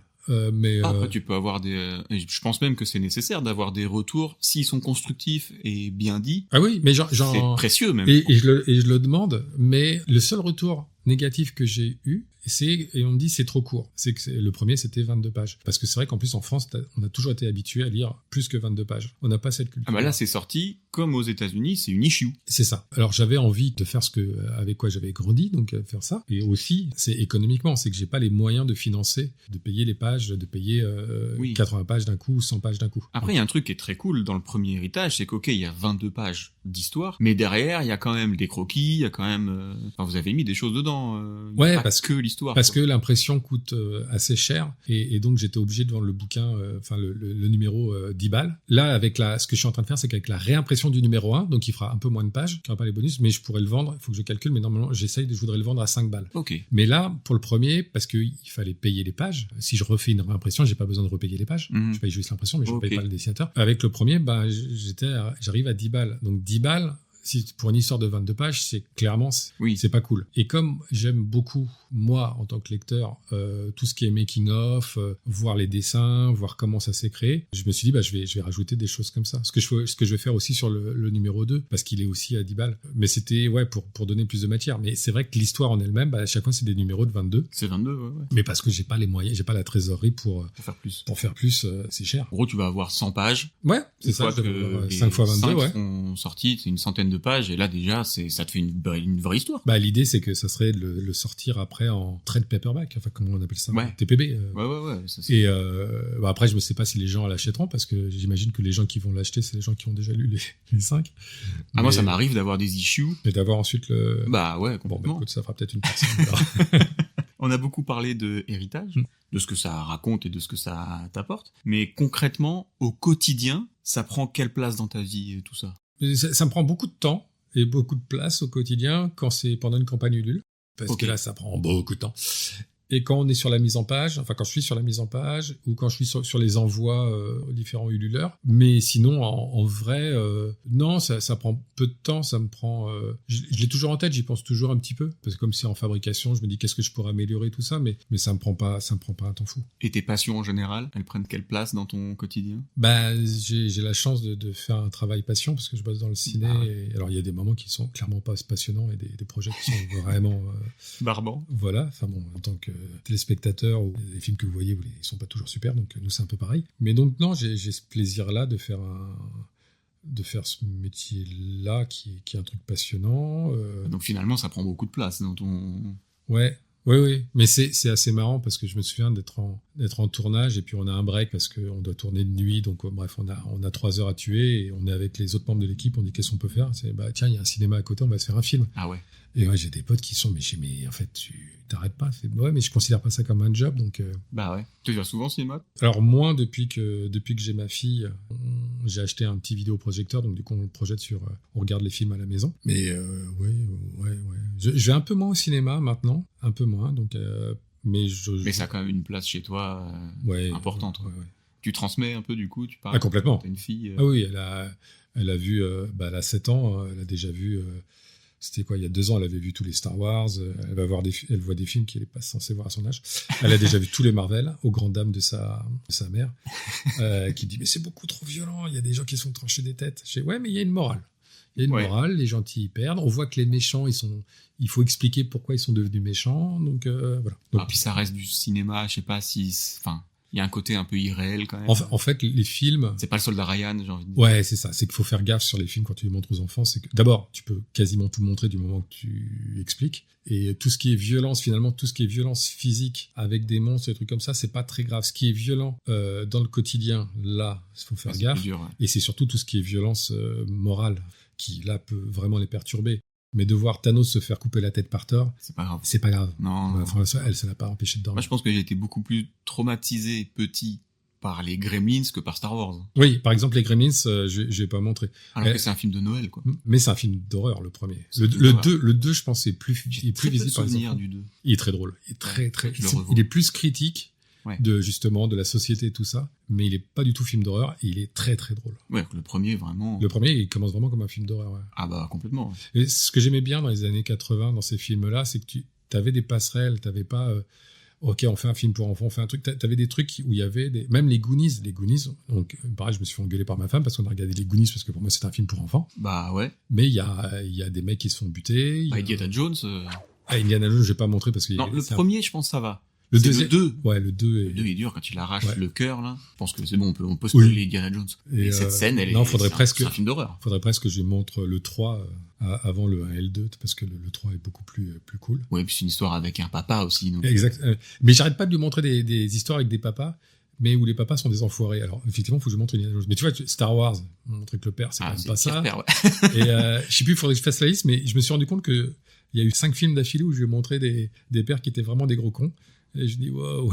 Ah ouais, ça a changé la façon d'écrire aussi, d'être papa? Ah, c'est une bonne question, ça. Enfin, les autres aussi étaient bonnes. Hein. Mais, pardon, c'est juste que je me suis pas posé la question. Est-ce que, je crois pas. Non, je crois pas. Non? Non. Ça t'a certainement apporté quelque chose, mais en tout cas, ça a changé ta façon non, de voir. tu vois, pas sur la relation, même si le personnage de Héritage s'appelle Sophia comme ma fille. Non, je pense que je suis plus allé chercher dans ma relation avec mon propre père. Ok. Ouais, donc c'est plus personnel que... Ah, c'est marrant, du coup, tu l'as appelé Sophia avant ou après? C'est le personnage, je l'ai appelé d'après ma fille. Ok. Je me suis dit, ça peut être marrant qu'elle ait un personnage à son nom, même si elle est métisse dans le comics et qu'elle n'est pas métisse dans la vraie vie. Mais non, puis c'est un personnage qui est bien. Mais ça me fait penser, oui, il y a une scène, il y a une scène d'amour dans le comics, et c'est vrai que je me suis dit, je vais faire ça de manière très prude, vu que le personnage est le même personnage, même donc ma fille. Oui, donc quand même, ça a un petit impact. Oui, si, ça a un impact. Ouais. Demain, il y a Jeff Lemire qui vient, ou Jim Lee, et qui t'appelle pour bosser avec lui sur une histoire vraiment nulle à chier. Est-ce que tu y vas quand même, ou est-ce que tu refuses? J'ai le droit de changer des choses dans l'histoire? Ou j'ai le droit d'apporter des trucs? Je pense pas. Le but, justement, c'est que l'histoire, elle te plaît pas, quoi. Ah. Mais c'est ces deux grands noms. Oui, mais du coup, je dois quand même écrire le scénario à partir d'un pitch qui me plaît pas et tout ça. Oui, parce que... d'abord parce que c'est ces deux grands noms. Non, et parce que c'est toujours intéressant d'avoir un pitch. Ça m'est arrivé pour un film où je devais réaliser. Et puis, je vais pas dire parce que ce serait pas sympa, mais j'avais pas du tout envie d'écrire de super-héros pour Héritage. Mais du coup, d'avoir des contraintes. Ah, ça te plaît finalement. Ouais, parce que t'essayes de te dire, ok, comment je peux l'amener à un truc qui me plaît? Comment tu peux l'améliorer? Ouais, j'avais réalisé un court-métrage qui avait été écrit par quelqu'un d'autre, et donc que j'ai pu un petit peu réécrire, et c'était typiquement le court-métrage, type film français, dans le monde de l'entreprise, sur le suicide, machin. J'ai dit, mais qu'est-ce que c'est que ce truc, quoi? Enfin, j'allais dire cette merde, mais non. Mais, parce qu'après, le mec a fait plein d'autres trucs, mais c'était clairement pas, moi, ce qui m'intéressait. Et je me suis dit, on me le propose. Est-ce que je le fais? Si je le fais, comment est-ce que je l'arrive à l'amener à quelque chose qui, moi, m'intéresse? Okay. Et donc, non, c'est vachement bien les contraintes. En fait, quand t'as une page blanche, c'est super dur. Là, le Normandie, c'était pas si difficile que ça parce que je pouvais m'appuyer. Je sais, ok, je dois faire un truc sur le Normandie. C'est de l'historique en plus. Et c'est de l'historique. Comment j'appelle ça? Et donc, je me suis dit, je vais faire une histoire un peu à la Code Quantum. Et j'ai trop aimé ce genre de petits détails. Là, en fait, la première chose que j'ai vue dans la BD, il y a un ticket d'or. Et je me suis dit, ça, c'est Last Action Hero. Et tu le mentionnes. Et j'ai fait, ok, ça, c'est trop cool. C'est-à-dire, quitte à... Quand tu fais des clins d'œil à des... Enfin, je voulais pas que ça fasse plagiat. Je voulais pas qu'on se dise, tiens, il reprend les idées, etc. Donc, pour moi, c'est normal de citer Last Action Hero, citer Code Quantum et tout ça, parce que je veux pas qu'on se dise, mais en fait, il a pompé les idées. Oui, en fait, je reprends les idées, mais c'est plus un hommage. Ouais, c'est ça. Donc, là, du coup, ça fait clairement hommage. On le comprend tout de suite. Et sinon, ça serait super malhonnête. Oui. Tu vois, c'est comme pour Avengers, quand ils parlent de voyage dans le temps. Ils en font des vannes avec Retour vers le futur et tout ça, mais parce que ça a déjà été fait, ça a été très bien fait. Donc si tu fais quelque chose qui... De toute façon, t'as forcément des références, quoi qu'il arrive, il y en a toujours eu. Oui, mais c'est bien de les citer. Tu vois, par exemple, c'est un truc que moi je reproche, je vais me faire taper dessus, mais c'est un truc que je reproche à Bernard Werber pour les fourmis. C'est que Werber est un fan inconditionnel d'Asimov, il en parlait tout le temps. Et puis quand il a sorti les fourmis, toutes ces interviews après, il parle plus jamais d'Asimov. Et si tu lis les fourmis, la construction des fourmis, j'ai adoré ce bouquin, enfin les trois, mais c'est Fondation. Ouais. C'est-à-dire que tu as point de vue des fourmis, point de vue des humains. Comme dans Fondation, tu as point de vue des fondateurs. Et si tu commences chaque chapitre avec un extrait de l'encyclopédie galactique, et donc une encyclopédie fictive, et dans les fourmis, pareil. Tu commences chaque chapitre par un extrait de l'encyclopédie du savoir relatif et absolu, qui est aussi une encyclopédie fictive. C'est totalement pompé. Ouais, ça ressemble énormément. Et tu dis, assume, quoi. Bah ouais. Et il y a plein de gens qui ont adoré les fourmis, qui ont adoré mais qui savent pas. Et qui ont dit, la construction, elle est géniale. Et je dis, mais... Et qui connaissent pas Asimov, et tu dis, c'est pas cool. Moi, je pensais qu'il était beaucoup plus connu que ça, Asimov. À chaque fois que j'en parle, je me dis, moi, je vois pas. Non, pas tant que ça, pas autant que... Mais il y en a plein. Il y a un mec qui s'appelle, de la même époque, Robert Heinlein, qui est un super aussi. Van Vogt n'est pas connu. Enfin, il y en a plein qui sont pas connus. Tout le monde connaît Philippe K. Dick, mais... Ouais, bien sûr. Mais non, il y en a plein des super. J'avoue que les deux que t'as cités, moi je les connais pas, par exemple. Il y a Dan Simmons qui a fait Hyperion, qui c'est un peu un élève d'Asimov, il adore Asimov, il se connaissait, et il a fait un truc qui s'appelle Hyperion, qui est génialissime. Ok. Génialissime. Ça, c'est parce que Fondation, c'est long. C'est quoi, c'est 5 tomes? Au final, je sais plus. Non, plus. Attends. Si on prend vraiment juste Fondation. Fondation, il y avait 3 tomes au départ. Ensuite, il en a fait 2 qui s'appellent Fondation Foudroyée et Terre et Fondation, qui étaient pour relinker avec son cycle des robots. Ok. Et avant de mourir, il a fait Prélude et Aube à Fondation. Ouais, donc il y en a 7, quoi. Ouais. Et mais je sais pas dans quel ordre il faut les lire. Moi, je les lirais dans l'ordre où ils ont été écrits. Oui, voilà, c'est ça. Il faut que tu lises les robots. Enfin, faut que tu lises au moins les cavernes d'acier et Face au feu du soleil avant de lire les 2 derniers Fondations et les 2 premiers. Ok. Parce que tu retrouves des persos. Ok. Alors moi, j'ai déjà lu le premier, donc. Et du coup, t'as une. C'est pas grave si t'as lu le premier Fondation. Fondation, ouais. Après, t'as Fondation et Empire et Terre et Fondation. Ok. Et après, je te conseille de lire ces 2 bouquins sur les robots. Ok. Et tu retrouveras des personnages. Et du coup, t'as une espèce de nostalgie. C'est assez marrant de retrouver des personnages que t'avais quittés. Bah, c'est ça. Enfin bon, Asimov, c'est mon dieu. C'est vrai? Ah, ouais, il est. Oui, t'en parles avec passion, là. Il est brillant. Je me souviens d'avoir appris sa mort. J'étais en train de lire justement Fondation. Donc je venais de découvrir le gars. C'était pendant avant les épreuves du bac. Et j'ai appris sa mort. Évidemment, au lycée, personne connaissait Fondation. Et j'étais déprimé toute la journée. Et tout le monde disait, mais qu'est-ce que t'as? Je sais pas, Asimov qui est mort. Et tout le monde disait, qui? Putain. Moi, ça va, j'avoue que quand j'étais petit, l'auteur que j'avais vraiment adoré, j'étais en CM2, je crois. C'était Homer, je venais de lire l'Iliade. Ah oui. Bon, moi, j'avais pas le problème. Oui, il était mort depuis longtemps. Mais du coup, j'ai arrêté de lire Asimov. J'en ai lu énormément, mais j'ai arrêté pour me dire, il faut que je m'en garde sous le coude pour plus tard. Ah ouais. Mais comme j'ai fait pareil pour Jules Verne. Je m'en suis gardé quelques-uns pour les lire plus tard. Quand même, il y en a à lire. Hein. Ouais, mais il en écrira plus d'autres, quoi. Enfin, c'est comme Asimov, donc du coup, je m'en garde pour en découvrir encore d'autres. Et je me demande à quel point les anciennes, alors on digresse, mais c'est pas grave. Hein. Les anciennes traductions racontent peut-être les choses différemment que les nouvelles. Ah, est-ce qu'ils ont pour Verne, ils ont refait des traductions? Ouais. Ah merde. Mais ils le font tout le temps, ça change tout le temps.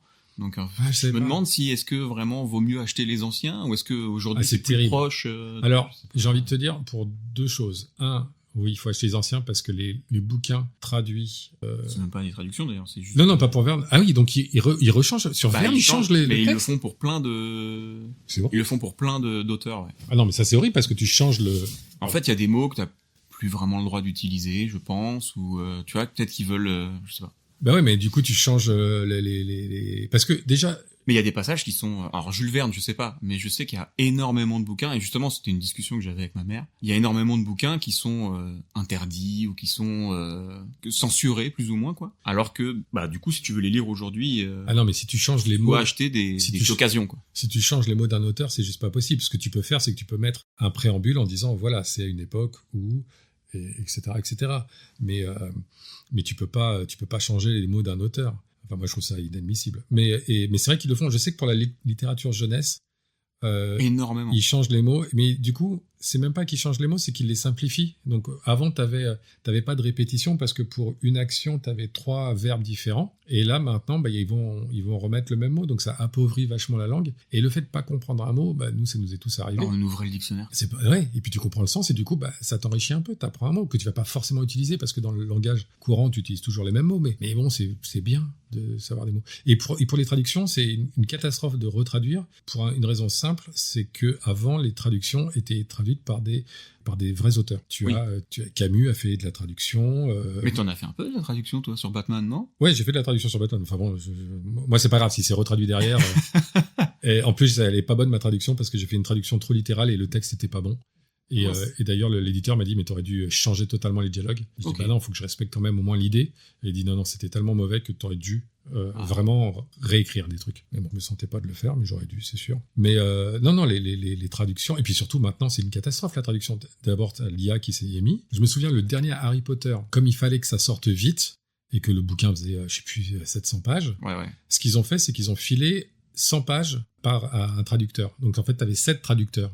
Donc toutes les 100 pages, ça changeait de traducteur. Okay. Donc forcément, si ça avait été une seule personne, ça aurait pris 7 fois plus de temps. Okay. Et puis ils voulaient sortir le bouquin très vite après la sortie anglaise. Donc ils ont des styles différents, même si, ok, Harry Potter, c'est pas de la grande littérature, mais quand même. C'est quand même, c'est pas normal. Tu peux pas traiter ça comme ça. C'est un monument en plus, donc tu peux le faire bien. N'importe quel.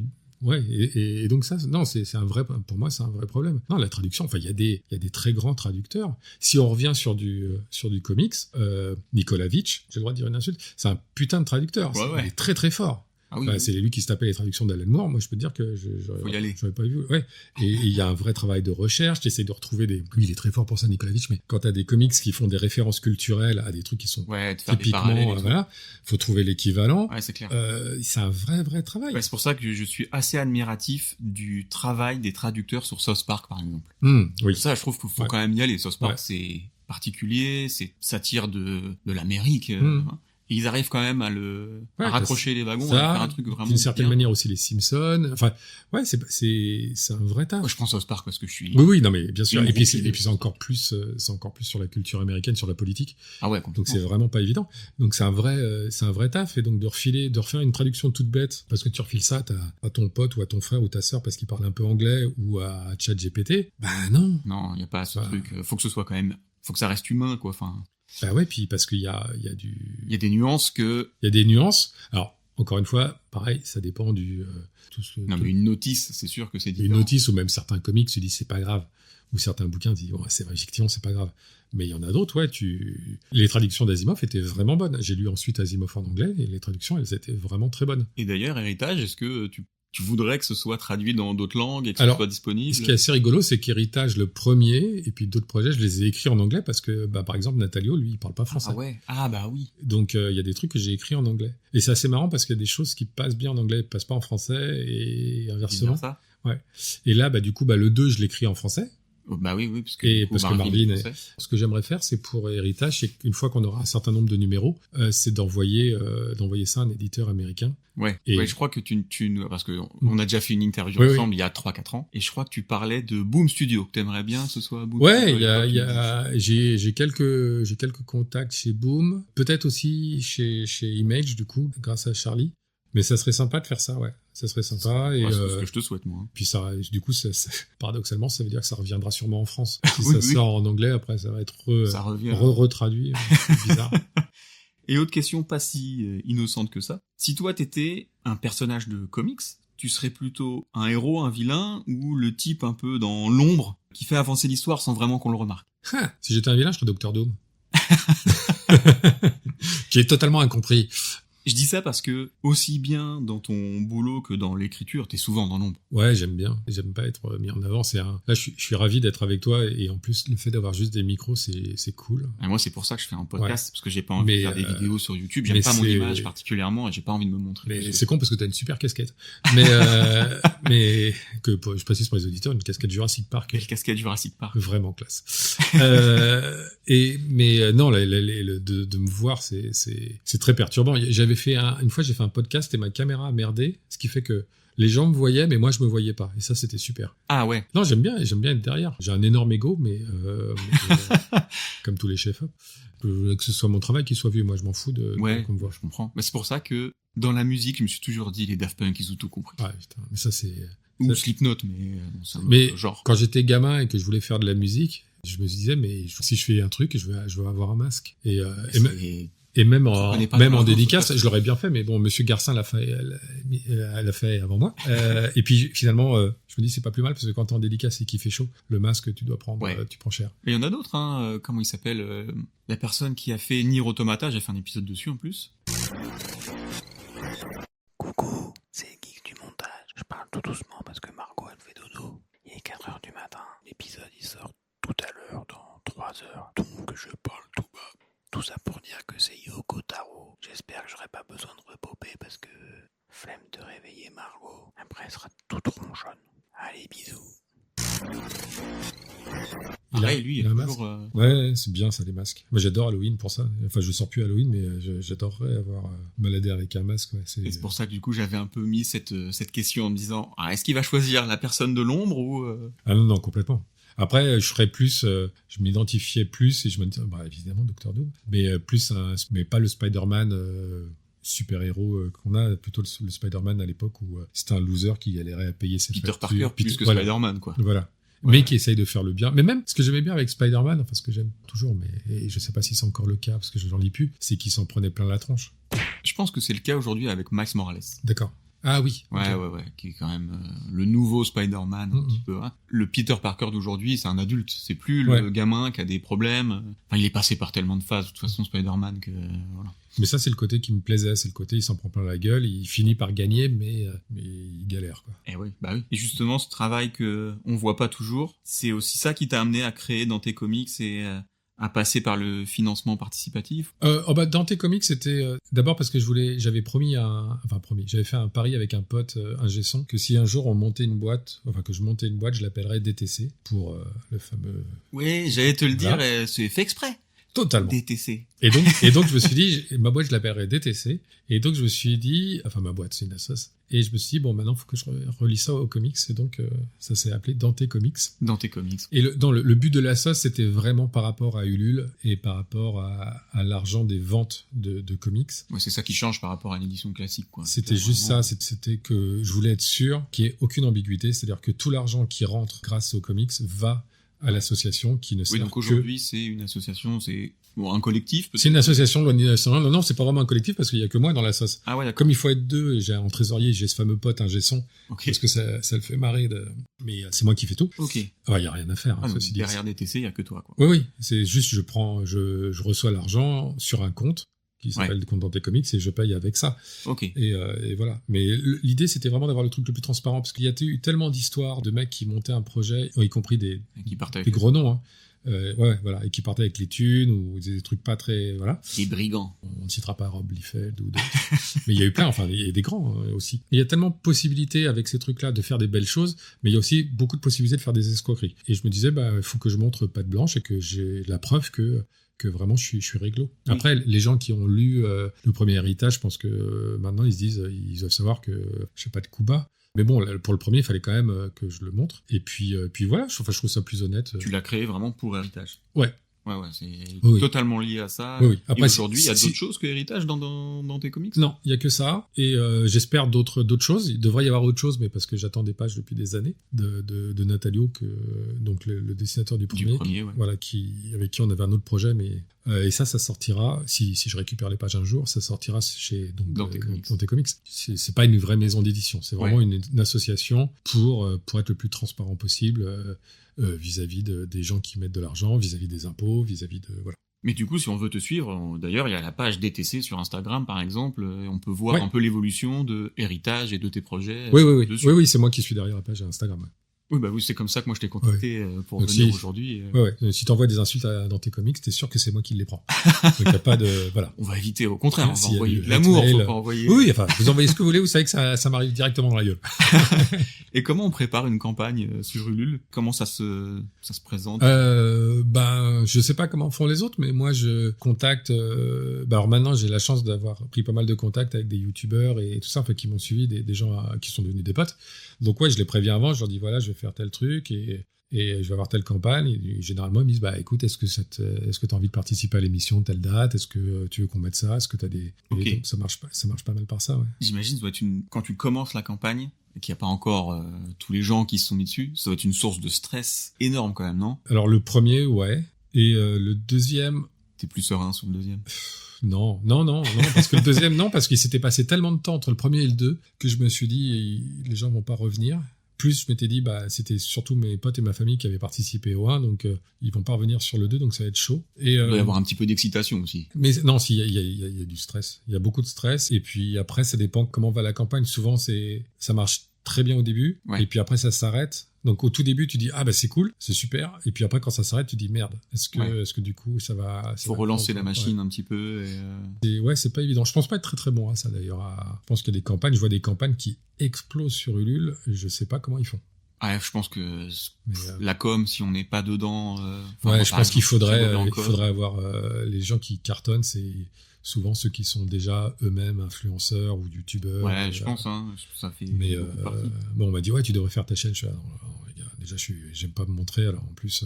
un podcast, c'est bien. Non, mais d'aller sur les podcasts des gens que j'aime bien et tout ça, avec grand plaisir, mais moi, je vais pas monter un truc... Oui, mais de toute façon, je pense que... Est-ce que tu aurais le temps? De faire quelque chose de bien? Non. Ouais, voilà, non. C'est toujours... Après, tu me diras, il y en a que ça n'empêche pas de faire des trucs bien pourris. Mais non. Et puis, encore une fois, aucun intérêt de faire quelque chose si tu le fais pas bien. Oui, je suis d'accord avec toi. Mais c'est pour ça que j'avais arrêté le podcast. Moi, j'ai fait une pause de quelques années, mais parce que je travaillais. Ouais. Et faire les deux, c'était pas possible. Si je voulais avoir un podcast un peu qualitatif. Donc là, j'en profite d'avoir un licenciement économique. Oui, écoute, j'espère que tu vas quand même retrouver du boulot vite, mais... le but, moi, c'est de faire le podcast le maximum de temps possible. D'accord. Et si je peux vivre de ça, je serais très content. Si ça me marche pas, je reprends un taf avec plaisir, il y a pas de problème. Je le souhaite. Ce que je veux, c'est faire ce podcast comme je l'entends, un peu comme toi avec Héritage. Tu vois, j'ai pas de contraintes, je me les impose certaines. Ouais, il faut se mettre soi-même ses propres contraintes. Ouais. J'avais arrêté de le faire parce que travailler entre 40 et 50 heures dans des grands magasins et après faire un podcast qui prend du temps. Ouais. Il te faut une énergie que voilà. Ouais. Ouais, Là, maintenant que je me consacre à ça, c'est quand même mieux, je trouve. Même le contenu est plus qualitatif. Bon, bref, c'est une autre histoire. On parle pas de moi aujourd'hui. Faudrait que j'écoute les premiers. Là, j'ai juste écouté les derniers. Les premiers, du coup, ceux qui datent de 2020 ou 21, ça n'a rien à voir avec aujourd'hui. Ok, je vais écouter. C'est bien si il y a une évolution dans ce sens-là, c'est encore mieux. Il y a même une évolution dans le contenu, parce que je faisais pas d'interview, je faisais pas tout ça, et c'était quasi que de la critique, et beaucoup sur de l'actualité. Donc je parlais que de choses qui sortaient. D'accord. Aujourd'hui, je parle de ce que j'aime. Par exemple, on en parlait tout à l'heure, j'ai fait un épisode sur Lock and Key. Ouais, c'est pas récent, Lock and Key. Non, mais c'est vachement bien que t'en parles, parce que moi, j'ai découvert Lock and Key très tard, et c'est un classique. Ouais, c'est vraiment, c'est rentré dans... C'est tellement bien écrit. Ouais, c'est vraiment super bien écrit. Tellement malin, tellement... Ouais. Ça va dans plein d'endroits différents qui sont hyper intéressants, j'adore. Mais tu vois, à l'époque, justement, je faisais plus de la critique. Et en fait, je me suis rendu compte que c'était pas sympa. C'est-à-dire que parfois, je disais, ça, c'est de la merde. Ouais, mais en fait, la personne qui l'a fait, c'est quand même dommage pour lui, quoi. Il a mis son cœur dedans, voilà. Et moi, je suis là, derrière mon micro, à dire c'est nul. En fait, aujourd'hui, je parle de choses que j'aime. T'as raison. Et je trouve que c'est plus cool. Après, moi, les projets, je suis d'accord. C'est qu'il y a toujours... Mais t'as quand même des projets où tu sens qu'il y a vraiment un côté purement lucratif et qu'en fait, ils en ont rien à foutre. Ah oui. Et là, je me dis, on peut tirer à boulet rouge. Ou quand c'est des très, très gros auteurs qui font de la merde parce que justement, ils font juste du pognon. On parlait de Millard hors micro. Voilà. Il a fait des trucs géniaux. Ouais, et puis il a fait des trucs vraiment... pour l'argent. Et là, je me dis, c'est pas grave parce que d'abord, il en a rien à foutre de ce qu'on pense. et ça va pas lui faire baisser ses ventes et donc c'est pas grave. Après, quand c'est un petit projet ou un petit auteur qui commence, même si le truc est raté, je suis d'accord, faut y aller mollo sur la critique parce que le mec a pas forcément les reins solides. Même quelqu'un qui est connu, je pense que tu sais jamais ce qu'il vit au moment. Si t'entends, ça peut être super dur, quoi. Tu vois. T'as complètement raison. Donc désolé, Marc. On se concentre sur les bons trucs que t'as fait, t'en as fait quand même pas mal. Ouais, il a fait des trucs vraiment bien. On parlait de Magic Order et Jupiter Legacy, c'est quand même vachement bien. Si quelqu'un avait envie de se lancer justement dans l'écriture ou dans le comics, en indé ou pas, mais qu'il hésite, qu'il doute, tu lui conseillerais quoi ? De commencer à écrire, tu veux dire ? De faire quelque chose ? Ouais, de commencer vraiment dans le comics par exemple, un peu comme t'as fait finalement. Ah bah vraiment. C'est quoi ton conseil ? Vraiment le crowdfunding. Ah ouais, c'est vraiment le truc qui a tout changé pour toi. Si t'es pas quelqu'un déjà de connu, les éditeurs en France, ils vont même pas te répondre. Ok. La première interview qu'on a eue ensemble, tu nous disais justement que tu avais envoyé des scénarios en France et qu'ils ouvraient pas forcément leur mail. Alors que les Américains, tu disais, eux au moins, ils vont te répondre, ils vont te dire non, c'est pas bien ou oui, c'est bien. C'est pas la même, mais c'est dans le cinéma, c'est pareil. C'est-à-dire que en France, ça fait hyper anti-français ce que je dis, mais malheureusement c'est vrai. En France, si tu connais pas déjà la personne, si t'as pas déjà le contact, si t'es pas le frère d'eux, la sœur d'eux, le mari d'eux, la femme d'eux, on va pas prendre le temps. Ouais. Si t'es dans les bonnes catégories, t'auras ton rendez-vous qui va durer 3 heures. Avec les anglo-saxons, mais peut-être avec d'autres pays. Moi, je vois juste avec eux, donc j'ai eu les exemples avec des copains et tout ça. Ils vont te recevoir, ils vont lire, ils vont prendre 5 minutes, 10 minutes peut-être, mais ils vont vraiment le faire. Ok, ouais. Et parce qu'ils partent du principe que tout le monde peut avoir une bonne idée. Ce qui est pas bête. Et alors après, ils vont pas te donner plus de 10 minutes, et s'ils aiment pas ce que tu fais, c'est mort. Alors qu'en France, tu peux faire un truc pourri.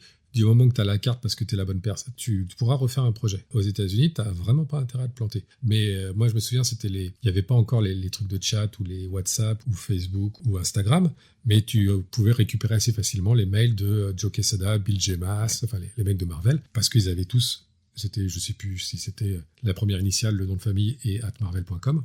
Et du coup, j'ai écrit à ces gars-là. Ok. Et ils m'ont répondu. Ah, ça, c'est fou. Et j'ai eu des longs échanges de mails avec Bill Jemas à l'époque où il était président de Marvel, alors que j'étais et je suis toujours absolument personne. Mais tu pouvais les contacter et les mecs te répondaient. Quand j'avais envoyé Héritage à Boom, c'était l'éditeur en chef qui m'a répondu direct. Ah, c'est fou. Et ce qui est génial, c'est qu'il m'a répondu avec des points de détail du scénar et trucs. Donc les mecs ont vraiment c'était constructif. Oui. Alors tous les retours que j'ai eus de France, peut-être qu'ils l'ont lu, mais j'en sais rien parce que les quelques retours que j'ai eus, c'était votre projet ne correspond pas à notre ligne éditoriale. Faite, quoi. Voilà. Alors que pour Boom, le mec m'avait dit ah oui, et est-ce que Crimson Crown pourrait faire tel truc et qu'est-ce que machin par rapport à Sophia, est-ce qu'on comprend que et tu dis wow, le mec il l'a vraiment lu. Alors oui, il y a 22 pages. Ouais, mais il a pris le temps. Il l'a lu en 5 minutes, mais il l'a pris le temps. Puis tu dois pas être le seul en plus, donc. Non, surtout avec Internet maintenant, enfin ils reçoivent des trucs du monde entier. Bah ouais. Et c'est un peu ça le conseil aussi, du coup, d'oser envoyer aux États-Unis. D'oser envoyer. Si t'es scénariste, il te faut un dessinateur. Parce Ouais. C'est compliqué d'envoyer juste ton scénario. Et là aussi, tu as la possibilité, notamment grâce à Twitter, enfin X maintenant, Instagram et tout ça, de découvrir, enfin d'aller chercher des dessinateurs qui, eux, ont aussi Il y a quand même envie. énormément Ils ont de positifs avec... Ouais, bah oui, parce que moi j'avais commencé Héritage, le premier je l'ai fait avec Natalio, pas parce que je voulais pas bosser avec un dessinateur français, mais parce que l'argent que je pouvais mettre dans les pages était pas suffisant pour un dessinateur français, parce que c'est pas le même niveau de vie et tout ça, et t'as pas les mêmes coûts, et qu'il se trouve qu'en Argentine, c'était un salaire très, très intéressant, donc c'est pour ça que je suis parti chercher quelqu'un là-bas. Ok. Donc, mais il y a plein d'autres pays. En Indonésie, enfin tu peux les trouver justement grâce à, je sais même plus les sites, il y avait un site où t'as tous les mecs qui mettent leurs dessins. Ah ouais. Enfin tu peux trouver Instagram, c'est vraiment Après il y a bien pour Reddit, ça. il y a Oui, ce oui. genre de choses. Et donc tu peux trouver un dessinateur, donc c'est de bosser ton truc et puis après tu l'envoies à un éditeur. Ou tu le fais en crowdfunding si tu veux le Ça faire. facilite les choses. J'imagine qu'à l'époque, avant Internet, ça devait être une... Mais c'était année, c'était compliqué pour tout le monde, même pour les dessinateurs. T'imagines qu'un dessinateur, il devait envoyer ses planches chez Marvel ou chez DC. Ouais. Donc il les envoyait par FedEx. Ah ouais, grave. Donc ça prenait un temps fou. Et puis surtout, si t'avais un truc de dernière minute, t'allais pas demander à un Français parce qu'il fallait une semaine pour que ça arrive et tout ça. Oui. Là, t'as juste à scanner et envoyer. Et donc tout le monde peut postuler du moment qu'il a une connexion Internet. Ouais, mais du coup, il y a peut-être aussi un trop grand nombre d'œuvres. Il y a beaucoup. Je parle pas pour l'indé. Ouais. Enfin, surtout pour Marvel DC. Ouais, La qualité est peut-être... Bah, il y a toujours eu énormément de comics chez Marvel et DC. Il y a une époque où t'avais, je sais pas combien de titres Spider-Man, je sais pas combien de titres X-Men.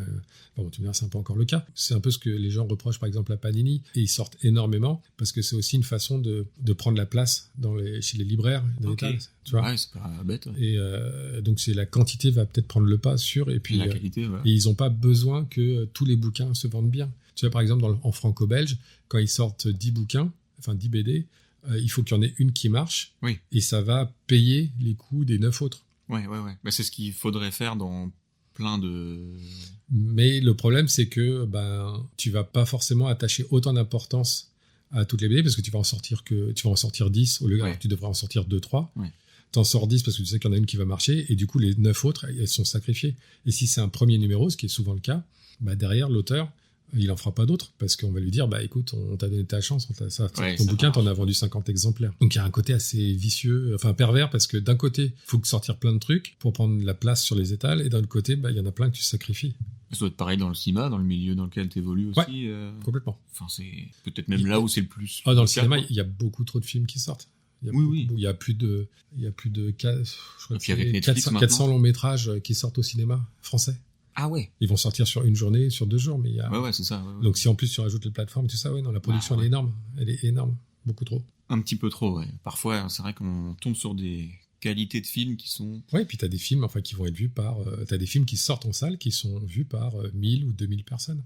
Ouais, en tout cas, toi, t'as fait le choix du temps. Oui. Et de prendre justement... le recul nécessaire pour faire quelque chose qui te correspond beaucoup plus. Voilà, au moins comme ça, si je me plante, moi j'ai pas de regrets, je me dis moi j'ai fait ce que j'ai à faire. C'est ça, exactement. On arrive doucement sur la fin de l'épisode. Est-ce qu'il y a une question que j'ai oubliée et à laquelle tu aurais aimé répondre ? Non, elles étaient chouettes tes questions, puis on a vachement digressé, ce qui est cool. Non, c'est juste, je te remercie, c'était très cool, très plaisir, très chill, et c'est chouette. Je sais pas si ça va donner envie aux gens de lire Héritage, peut-être pas. J'espère. Mais en tout cas, moi j'ai passé un très bon moment. Je sais pas si les gens qui écoutent vont passer un bon moment, mais moi j'ai passé un très bon moment. Si, généralement quand même. Mais non, c'était chouette. Et si aujourd'hui tu pouvais choisir un pouvoir, justement, pouvoir geek, ce serait quoi ton pouvoir ? Oh la vache. Un pouvoir qui, je pense, est une horreur, parce que je pense que c'est une malédiction, mais je pense que c'est d'être immortel. Ah ouais. Parce que je suis très curieux de voir ce qui va se passer après. Alors en ce moment, pas trop, parce que quand tu vois l'état du monde, tu te dis oh putain, ça a été une cata. J'ai la phobie de voir mes proches disparaître. Je pense que je préfère être le dernier, même si je pense que c'est je sais pas comme... Ah ouais, je serais plus l'inverse, justement, de dire j'ai pas envie de les voir partir, peut-être que je préfère. Non, mais c'est vrai, j'ai pas envie de les voir, mais en même temps, j'ai envie d'en profiter au maximum, tu vois, notamment pour ma fille, et en même temps d'être immortel, je pense que c'est le pire pouvoir au monde. Après, t'as un t-shirt avec des requins. Il y a des requins qui vivent 500 ans. C'est peut-être justement le bon compromis. Moi, ce qui me passionnait, c'est justement de voir le changement des époques. Moi, j'avais envie de voir si ce qu'on prédit, les mecs comme Asimov, si ça va se réaliser. Ouais, carrément. Mais d'un autre côté, t'as raison, voir tout le monde. Généralement, quand t'as une évolution enfin qui est plutôt de régression. Ça va pas ça en s'améliorant quand tu vois l'état du monde et les présidents et les trucs comme ça et comme ça. Tu sens que niveau intellectuel et tout ça, ça ne fait que s'amenuiser. Ou que on parlait des traductions ou des réécritures, des changements, ça va pas pour le mieux, quoi. De simplifier les choses, c'est pas forcément de la vulgarisation, là c'est vraiment de la bêtification. Ouais. Et là on est dans une période où clairement je sais pas si t'as vu le film qui était très drôle, mais qui paraissait être de la fantaisie pure, Idiocratie. Ah mais bien sûr, les 10 premières minutes d'Idiocratie, c'est incroyable, c'est ce qui se passe maintenant. Ouais, et c'est terrifiant ça, c'est terrifiant. Donc je retire ce que j'ai dit, c'est pas le pouvoir que je veux. Je sais pas. Moi je le donne parfois, moi c'est clairement geek hein. Moi, j'aimerais trop pouvoir rentrer dans les... comme Last Action Hero, j'aimerais trop pouvoir rentrer dans les œuvres que je lis. Mais pas dans les films, tu vois, même dans les comics. Ah bah c'est l'histoire sans fin. L'aventure. Et dans l'histoire sans fin, alors. Mais complètement. Ah bah c'est l'histoire sans fin. En fait, c'est ça. Ah ouais. Bon, je vais dire un truc plus volé, je pense. Ouais, bah ouais. Pouvoir aller dans l'espace. Ça serait génial. Alors, pas comme SpaceX ou pas comme... Comment elle s'appelle, la chanteuse là qui est partie dans l'espace. Oui. On va y aller plutôt par nos propres moyens. Oui. Non, pas avec Elon Musk, ouais. Non. Voilà, c'est ça. Je sais plus, c'est pas Elon Musk, c'est l'autre. C'est pas lui. C'est un autre. Non, c'est le mec d'Amazon. D'accord, oui. Donc c'est pas forcément mieux. Je me rappelle pas comment il s'appelle. Mais tu vois, j'ai trouvé ça terrible parce qu'effectivement, c'était pas folichon, là, Katy Perry et le groupe de filles qui vont dans l'espace. Mais ce que je trouve pas cool, c'est que ils l'ont fait avec plein de mecs avant. Ah ouais. Et personne n'en parle. Et tout le monde dit, Katy Perry, c'est admissible. Non, mais ils ont envoyé plein de millionnaires avant. Ah ouais. Et tout le monde s'en connaît. Bah ouais. Mais non, j'adorerais aller sur Mars. Ça serait génial. Ah ouais, découvrir un petit peu, savoir à quoi ça ressemble pour de vrai. Ouais. Bon, je pense que la vie là-bas doit être compliquée. Tu te retrouves dans une espèce de petite petite revenir. Ah, mais tu reviens pas, je pense aussi. Ah non. Ils avaient un projet d'envoyer des gens sur Mars et ils avaient pas de projet de les ramener. Non. C'était compliqué ça d'arriver à le... Mentalement ça doit être assez dur et je pense qu'il faut pas avoir de famille ou alors d'avoir une famille avec qui tu t'entends pas du tout. Oui, potentiellement c'est ça le truc. Aller sur Mars, pardon. Aller sur Mars du coup. Enfin, le pouvoir de pouvoir en tout cas. Ouais, je sais pas. Non mais il faudrait que j'y réfléchisse plus. À la téléportation dans ce cas-là. La téléportation c'est cool. Ouais, mais tu peux y aller sur Mars. Toujours la peur de te téléporter dans un mur ou dans un... Ah ouais. Tu vois. C'était un de mes personnages préférés, c'était Diablo. Ouais. J'adore Diablo. Il est vachement bien ce personnage. Ah, il est incroyable. Mais surtout, il est compliqué, il est complexe comme personnage. Cable. À ce moment-là, Cable. Cable. Après, ça veut dire que tu partages aussi un bon moment de ta vie avec Deadpool. Ça, je sais pas si c'est si cool. Non, Cable avant qu'ils en fassent le buddy. Tu sais, quand il avait ça, il avait une station orbitale qui s'appelait Grey Malkin et tout ça. Ça, c'était cool. Il pouvait se balader. Mais si, je suis con. Si. Il va aller dans le temps. Voyager dans le temps, bien sûr. Ouais. Voyager dans le temps plutôt que d'être immortel. Ouais, voyager dans le temps. T'aurais écrit Retour aux Normandies différemment en pouvant voyager dans le temps. J'aurais surtout fait comme Retour vers le futur, piquer un almanach et pouvoir piquer derrière. Alors attention, là, ça va aller un petit peu plus vite. Ok. Est-ce que t'es prêt? Indé ou Marvel DC? Maintenant, Indé. Okay. Sylvestri ou Romita Junior? Sylvestri.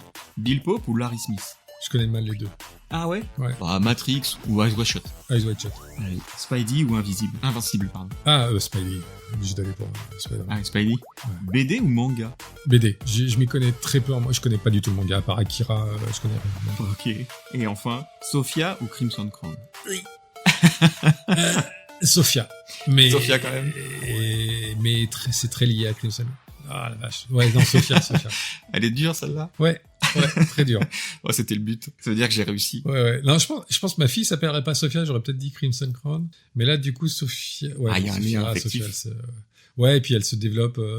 Non, ça va être chouette. Tu sais à qui elle me fait penser dans son design? Pour moi, c'est un mélange entre Nightwing et Spider-Gwen. Tu vois, le côté un peu capuche, tout ça, et le côté bleu avec le masque un peu à la Nightwing. Elle me fait penser à ces deux personnages. J'y ai pas du tout pensé. Je m'étais plutôt inspiré, je cherchais plutôt dans le côté Captain Marvel, quand c'était Monica Rambeau, il y a longtemps. Ouais. Et pour la capuche, c'est le Hobgoblin. Donc tu vois, ça n'a rien à voir du coup. Ouais. Mais j'adore les personnages à capuche. Et Dick Grayson, je connaissais pas du tout en fait. Je l'ai dit, je suis pas du tout grandi avec DC, donc j'ai découvert là récemment. Enfin récemment, depuis une dizaine d'années. Ah, c'est mon personnage préféré. Il paraît qu'il est super, faut que je lise absolument. Bah, il y a tout un run de, je vais me tromper, c'est pas Tom King, c'est Tom Taylor. Mince. Je vois de quel tu parles, je l'ai toujours pas lu, il faut absolument que je le chope. Il paraît que c'est brillant. Incroyable. Ah ouais, c'est vraiment brillant. Ouais, il faut que je le chope. Mais non, je connais très peu. Tom King? Tom Taylor? Mince. Je me sens bête d'un coup. Geeks du montage, Margot Dodo, c'est Tom Taylor. Bisous. je pourrais pas te dire. Bon, bref. Que les... Mais en tout cas, des- Nightwing, j'adore, à tel point que je me D'accord. suis fait tatouer Sérieux? un petit... ouais. Excellent. Moi, je vais me faire tatouer un Doctor Doom, mais j'ai bien fait de pas le faire. Moi, j'ai 2 personnages de tatoués de comics. Ok. J'ai Deadpool. Ok. Mais à l'époque, avant les films, j'adorais vraiment Deadpool. Et j'ai Batman et Nightwing. J'ai mélangé leurs 2 logos et je me suis fait... Oh, génial. Je suis... Ouais, Tu pourras me montrer? ouais Et- bien sûr, je pourrais te montrer, y a pas de souci. Attention, je vais voir Guillaume torse nu. Mais d'ailleurs, je pense que tu n'as pas fait attention, mais je pense que mes chaussures devraient te rappeler quelque chose. Je pense que ça peut te plaire. Ah, génial. Mais ouais. C'est incroyable, hein.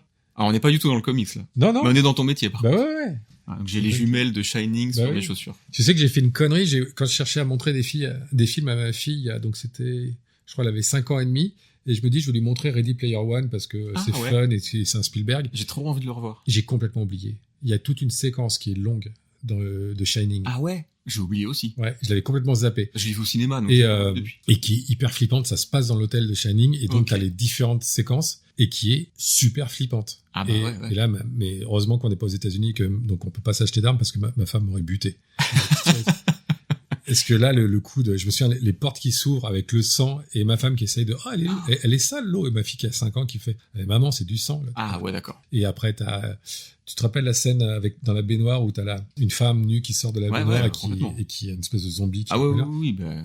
Ils reprennent exactement la séquence dans Ready Player Ah, je m'en One. rappelle pas du tout, quoi. J'avais complètement occulté. Bah, c'est vraiment un film qui rend hommage à tellement de choses que... Et c'est vrai, revois-le, puis tu vas voir cette séquence-là. Donc, j'ai vraiment envie de le revoir. Gamine de 5 ans, c'est chaud. Oui. Ouais, là, j'ai perdu des points, là. Et je sais que dans le film, justement, il faisait tout pour que le petit, il s'amuse et qu'il se rende pas compte que c'était un film d'horreur. Et je sais pas, j'ai jamais eu son point de vue d'adulte après sur le film. Ça doit être marrant d'être à sa place, d'avoir vécu un truc drôle. Et quand tu le vois, en fait, c'est un truc ignoble. Ouais. C'est pas mon meilleur moment de paternité, là. Oh, il y en a plein d'autres. Tu nous as dit tout à l'heure quand même que tu partageais des choses de papa. Oui, non, ça va. Mais là, c'est vrai que là, j'ai gagné des points sur ce truc-là. Ouais, c'est normal. T'inquiète pas, justement, je parlais de Gremlins quand j'étais petit. C'est mon père qui m'a fait regarder Gremlins et je devais avoir 6 ans. Ouais, je vais attendre encore, je pense, 1 an. Mais ce que je dis pas, c'est que mon père est un salopard.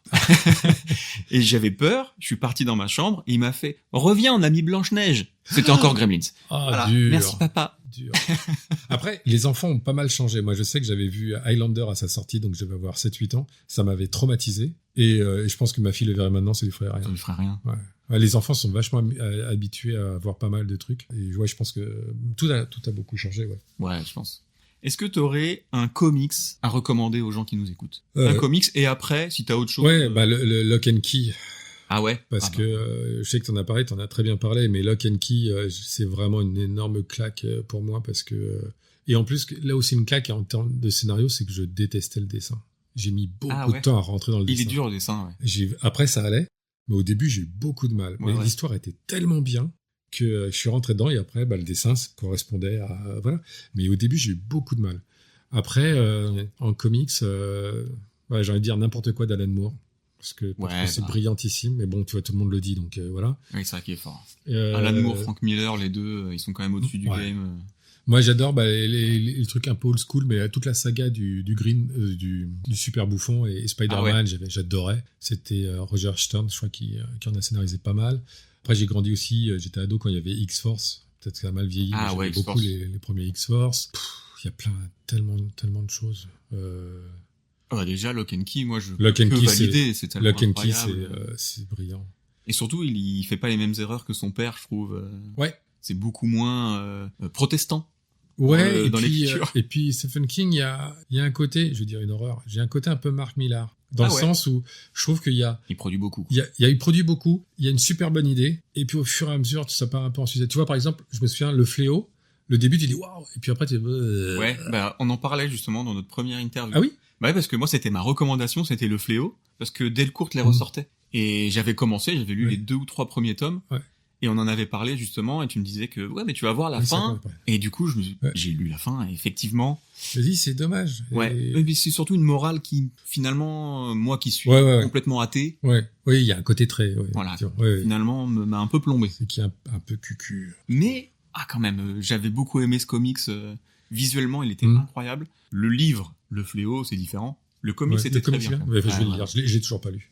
Mais non, le fils, et puis respect, quoi, parce que Joe Hill, il a pas pris le nom de son père. Et tu vois, justement, à une époque où ça marche quand même vachement ça, il s'est appelé Joe King, et en disant le fils de Stephen King, le truc cartonné d'emblée. Ouais, je pense. Et il a voulu se tester, je pense. Ouais, et il a continué, tu vois, il continue en s'appelant juste Joe Hill, et tu dis, respect, parce que tu t'es vraiment fait... Mais il y a un autre comics qui est incroyable, et c'est Joe Hill, c'est Basket Full of Head. Ouais, je l'ai toujours pas lu. Ah là là, mais vraiment, c'est un plaisir coupable. Tu vois que des horreurs. D'accord. Mais c'est hyper jouissif de voir ce comics, de le lire, parce que ça va dans tous les sens. Okay. C'est un peu violent, c'est un peu pas gratuit, mais voilà, il y a quand même ce côté de ça défile, c'est que des horreurs, et c'est drôle, et je sais pas, il y a quand même un truc un peu régressif qui est très très cool dans Basket Full of Head. La suite est moins bien, mais celui-ci est fou. D'accord, je vais le lire. Alors, il est très fort, Joel. Et j'aime beaucoup, je crois que c'est un peu plus partagé, mais j'aime beaucoup Straczynski, notamment Rising Star. Alors Rising Stars, ils ont eu un peu les mêmes problèmes que moi, tiens, je vais faire, dans le sens où ils ont eu des problèmes de publication. Ils changeaient de dessinateur et puis il y a eu énormément c'est passé presque 1 an entre tel et tel numéro. Mais Rising Star, c'est vachement bien. C'est vraiment, vraiment vachement bien. Ok, on va conseiller Rising Star du coup.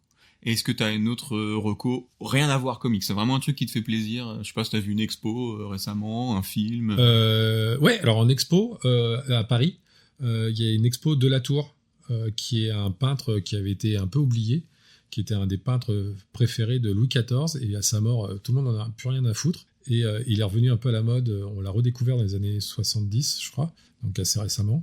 Et là, il y a une expo, parce que ses œuvres sont un peu partout dans le monde, et il y en a très peu, il doit en rester une petite cinquantaine, alors qu'il y en avait peut-être plus de 300. Okay. Et c'est un peintre, mais c'est hyper intéressant, c'est un peu comme de la photo. Toi, ça va vraiment te plaire, parce que c'est beaucoup le mouvement s'appelle le ténébrisme, et si je dis pas de bêtises. Et on a dit que ça ressemblait à du Caillebotte, mais ils connaissaient pas Caillebotte, donc c'est pas Caillebotte. Mais c'est beaucoup avec des bougies, des choses comme ça, et la lumière vient vraiment des bougies. T'as vraiment l'impression que c'est des photos.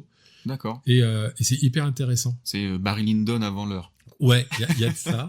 Et c'est assez si tu regardes les détails, tu vas voir que la bougie, dans peinture sur la bougie, c'est juste la bougie est un petit élément, mais tu vas voir que le bas de la flamme est légèrement bleu. Ok, tu vois, détail. Ouais, et ça ressemble vraiment à une photo, c'est assez... Et c'est où? C'est pas loin de Miroménil, de la station Miroménil. Et c'est jusqu'à mi-février, fin février. Ok, donc faut qu'on y aille. Faut réserver, quand l'épisode va sortir, il sera peut-être... Alors, il y a peut-être prolongation, hein. Ils vont peut-être jouer les prolongations, parce que le problème, c'est que les tableaux sont vraiment partout dans le monde. Mais c'est assez chouette. Ok. À voir. Si vous êtes à Paris, profitez. Profitez-en, on va regarder. Geeks du montage. Margot Dodo. ASMR Vibes. Y a plus l'expo, elle est finie. Allez, bisous les geekounious. Et où est-ce qu'on peut te suivre, du coup? On a dit tout à l'heure Instagram. Ah bah, sur Instagram, c'est le Dante Comics. Sur Facebook, j'ai un compte à mon nom, Mathieu Tellet. Enfin, mon nom donc, dans les scénarios. Et sur Twitter aussi, il y a un compte Dante Comics. Ok. Pas sur X. Ok, et c'est quoi la suite, du coup, pour toi, les projets à venir? Là, c'est de boucler Héritage 2, de lancer tout de suite le 3, voilà, donc de terminer au moins les 5 épisodes d'Héritage, là, au plus vite, et au mieux possible. Puis le 2e tome du Normandie aussi, qui va sortir cette année. Ok, donc là, en 2026, ça sort. Oui, ça c'est sûr. Incroyable. Donc faut qu'on te suive sur Instagram et pour être au courant. S'il vous plaît. Ah oui, et puis quelques festivals, mais bon, peut-être qu'ils seront passés d'ici là. L'épisode là, en gros, il sort soit fin février, soit début mars.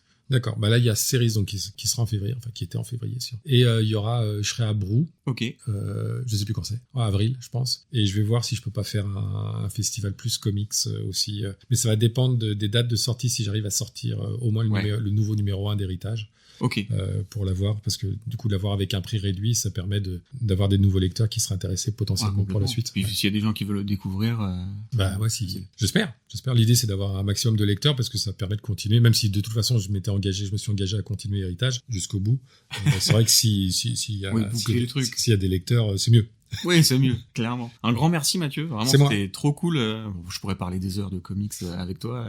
Pareil, si t'as rien, je vais rester un petit peu. Complètement. On n'a pas touché à l'emmental et au marshmallow qui sont non, parce que déjà que j'ai du mal à m'exprimer correctement, je me suis dit si en plus j'ai des trucs dans la bouche, ça va pas le faire.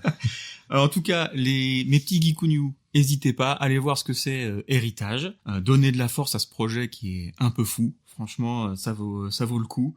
Et faut soutenir de toute façon des projets comme ça, c'est important. Je vais vous mettre le lien dans la description, quoi qu'il arrive. Je mets quoi? Je mets le lien Ulule ou je mets ta page Instagram, du coup? Je mets les deux. Comme tu veux. Allez, Ouais. je mets les deux.